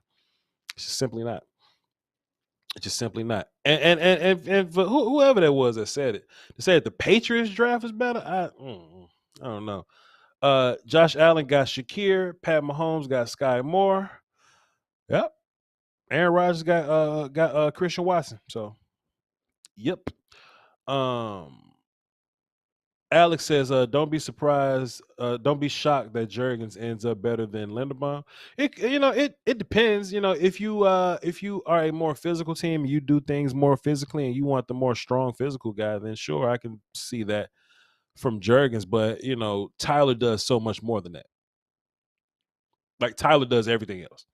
Like all things, offensive line, everything else Tyler does. So yeah, I'm not I'm not here for that. But in terms of like usage or whatever, I can see Jurgens being used pretty well. I just didn't think the Eagles were going for center. I know that they drafted Landon Dickerson last year, but he ended up playing guard because I think y'all liked y'all center already. So I mean, I don't know what that's gonna do for you. But long story short, the Eagles got some pretty solid picks. Salute to the Eagles for having pretty solid picks. But are we just talking about best drafts? Nah. You goddamn right Dak Prescott got Jalen Tolbert. Goddamn right, what? I got some Chipotle Gouda trying to be fancy and shit. Chipotle Gouda. Jurgens tested more athletic than Linderbaum. Yo, let me tell you something, Alex. It's cool to look good in shorts, but it's better to look good in pants. It's better to look good in pants. Jurgens may have tested a certain way, shots out to him, but Linderbaum in pants tested better. He tested better in pants. So I'm always going to go with the dude that tests better in pants. Every time. Cool. Yo, chat, I ain't going to lie, bro. In like 7 more minutes, we just going to wrap this stream up. It's been a long one, and I'm ready to celebrate. But I love y'all to pieces, though. I thought that we was going to be around for the Cowboys picks, but apparently it takes 2 hours to do a round and a half. So it almost takes 3 hours for a round and a half of drafting. I had no clue. I'd imagine that if they cut down all this pageantry and production and shit like that, I think they probably could have run through some of these picks, man. But it is what it is, my guy. All positions. Yeah, we're just gonna wait that out. Yeah, I think going to get some beer might be a good idea. I think pizza and beer is a fantastic idea today. Brumley, I think you ain't got to respond, Brumley, but you can text me if you want. But boy, the more I think about it, I ain't even say it at first, but the idea for my last cheat day before I really get back into like healthy vibes, pizza and beer sounds kind of fire, brother Brumley. That's a big go Tigers from Brum. Come on, son. We gonna get pizza and beer with a little bit of wings. And we're gonna get fat as hell for a day, but then we're gonna get right back to business. You feel me? The draft tracker has shut down on me. Cool. Let's get back to picks. 5th round we're in. How far are we from the Cowboys? Let's see. We're 1, 2, 3 picks away from Cowboys. So sure, we'll get this last Cowboy pick and we'll wrap it up. Well, we'll get pick number 167 and we'll wrap it up. And of course, if you guys want to keep up with my thoughts on the rest of the draft, like what happens at the end of the 5th, 6th, and 7th, we ain't got a 7th round pick, but at the end of these 2 picks at the end of the 5th and the 6th round pick, you can keep up with my Twitter. I'll be live tweeting it on Twitter, VOCHLOMBARDI on Twitter. You feels me? But boy, damn, that sounds fun. Oh snap! And I got mail today. I get to run to the mail center. Oh shit! All right, cool. That sounds good. All that sounds good. It's a good day. Yeah, so like, look, if y'all want to get any last minute calls in, y'all got 4 minutes or 4 picks to do it. It's up to y'all. Short Dog, what up? Can I just call and salute you, bro, and say, hey, thank you for everything, dog. You made this whole process a lot easier, just like the way you make my life a lot easier. Wow. Because you're kind of my guru, my go-to guy, bro. And you know what comes behind that. I've always been a big believer in before the royalty, because there's loyalty. And that's something that we big on. But I'm happy that you were with us through all these. Hopefully we do something in these last 2 fifths, kind of like, on those scratchers, and you're spending your big money and you're still at the 99 cents trying to hit a hope. But hey, there's still a chance, bro. But Voch, salute. You got 22,000 views on the first day. You're hitting 10 on the second. Who knows what you're going to do on the third, bro? You hit 50 over this time. My God, bro, I'm telling you, dog, hey, once they hear your voice, it's just going to blow, bro. I just wanted to call in and get the last salute. I've been with you every single second, every single minute from this whole days, bro, since we got it here. So I love you, Voch, and like I said, bro, hopefully we can get something done, and I'll see you again Monday when you do your call-in. I'll call in and check with you and see what you think about the end of the 2/5. Sure. Yo, Short Dog, that mean the world to me, man. Whenever we talk Monday, I'll have a full report on all the picks that we had or whatever. So appreciate you, my guy. All right, bro. Yes, indeed. Yes, indeed. Yo, man, we need more. I wish I had 50 Short Dogs, man. I wish I had 50 Short Dogs. And then when I get 50 Short Dogs, I'm going to be ungrateful and be like, I need 200 Short Dogs to hold me down, man. You got to love it, man. It just don't get no better than that, bro. It don't get no better than that. Who in tarnation is this Rudy Poo jabroni playing guitar on television while the Cowboys are 2 picks away and I'm trying to end the stream? Who is this? Who you think you, Tom Petty? Who you think you, Steve Winwood or something? Who y'all supposed to be?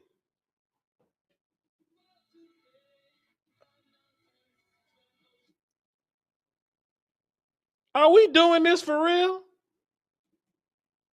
Bro, my TV said, "Hey man, you watching this? I'm about to cut the TV off. Don't cut the TV off, TV." But bro, can somebody help me figure out what's going on? Anybody? Anybody? No, goddamn, I don't need that. Bro, are we really pausing the draft for these old men? Word.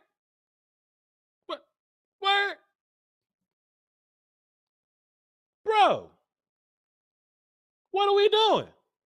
Hey, there's a draft going on. Fuck off the TV.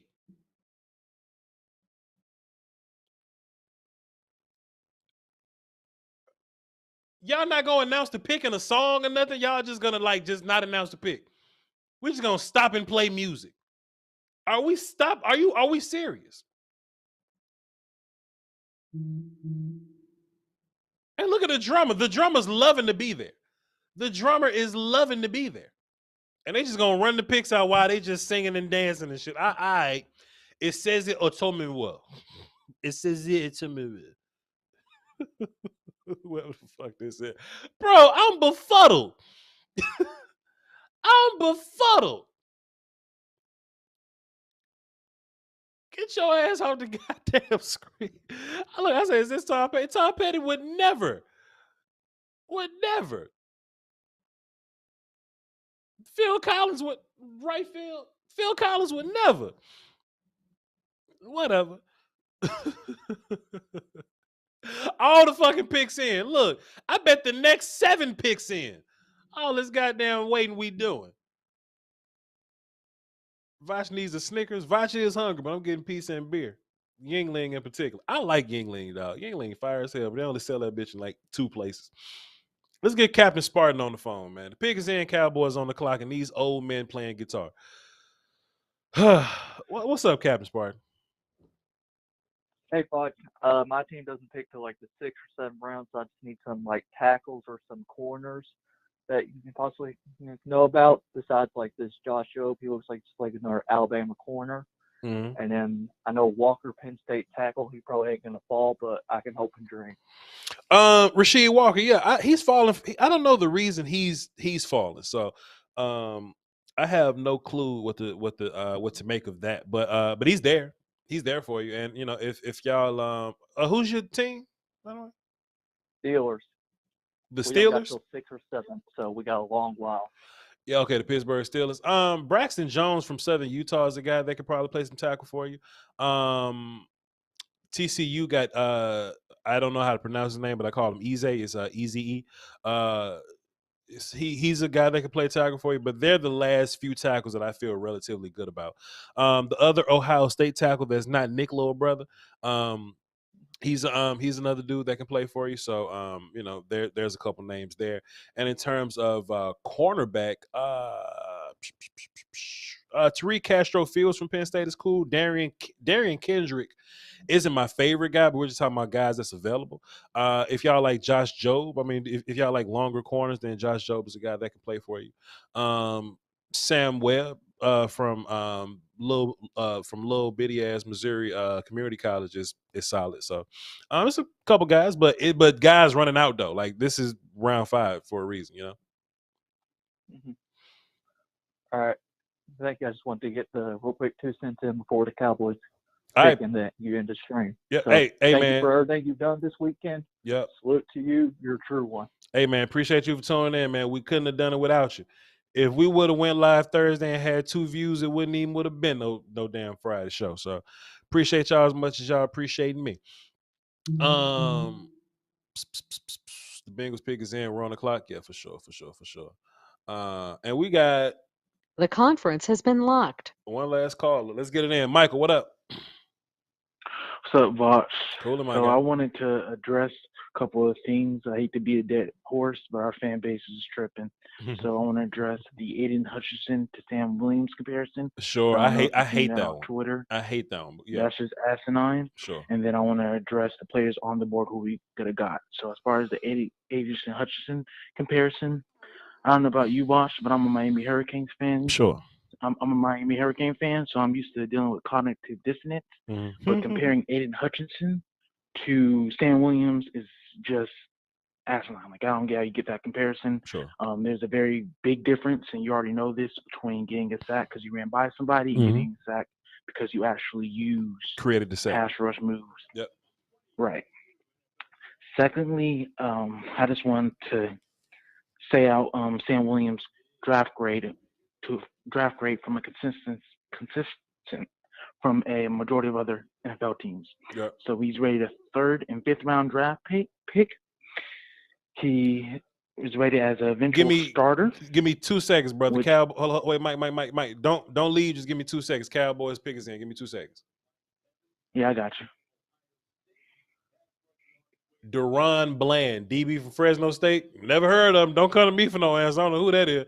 All right, go ahead, Mike. Right. Go ahead, Mike. Yeah, probably another reach. So he's rated as an eventual starter.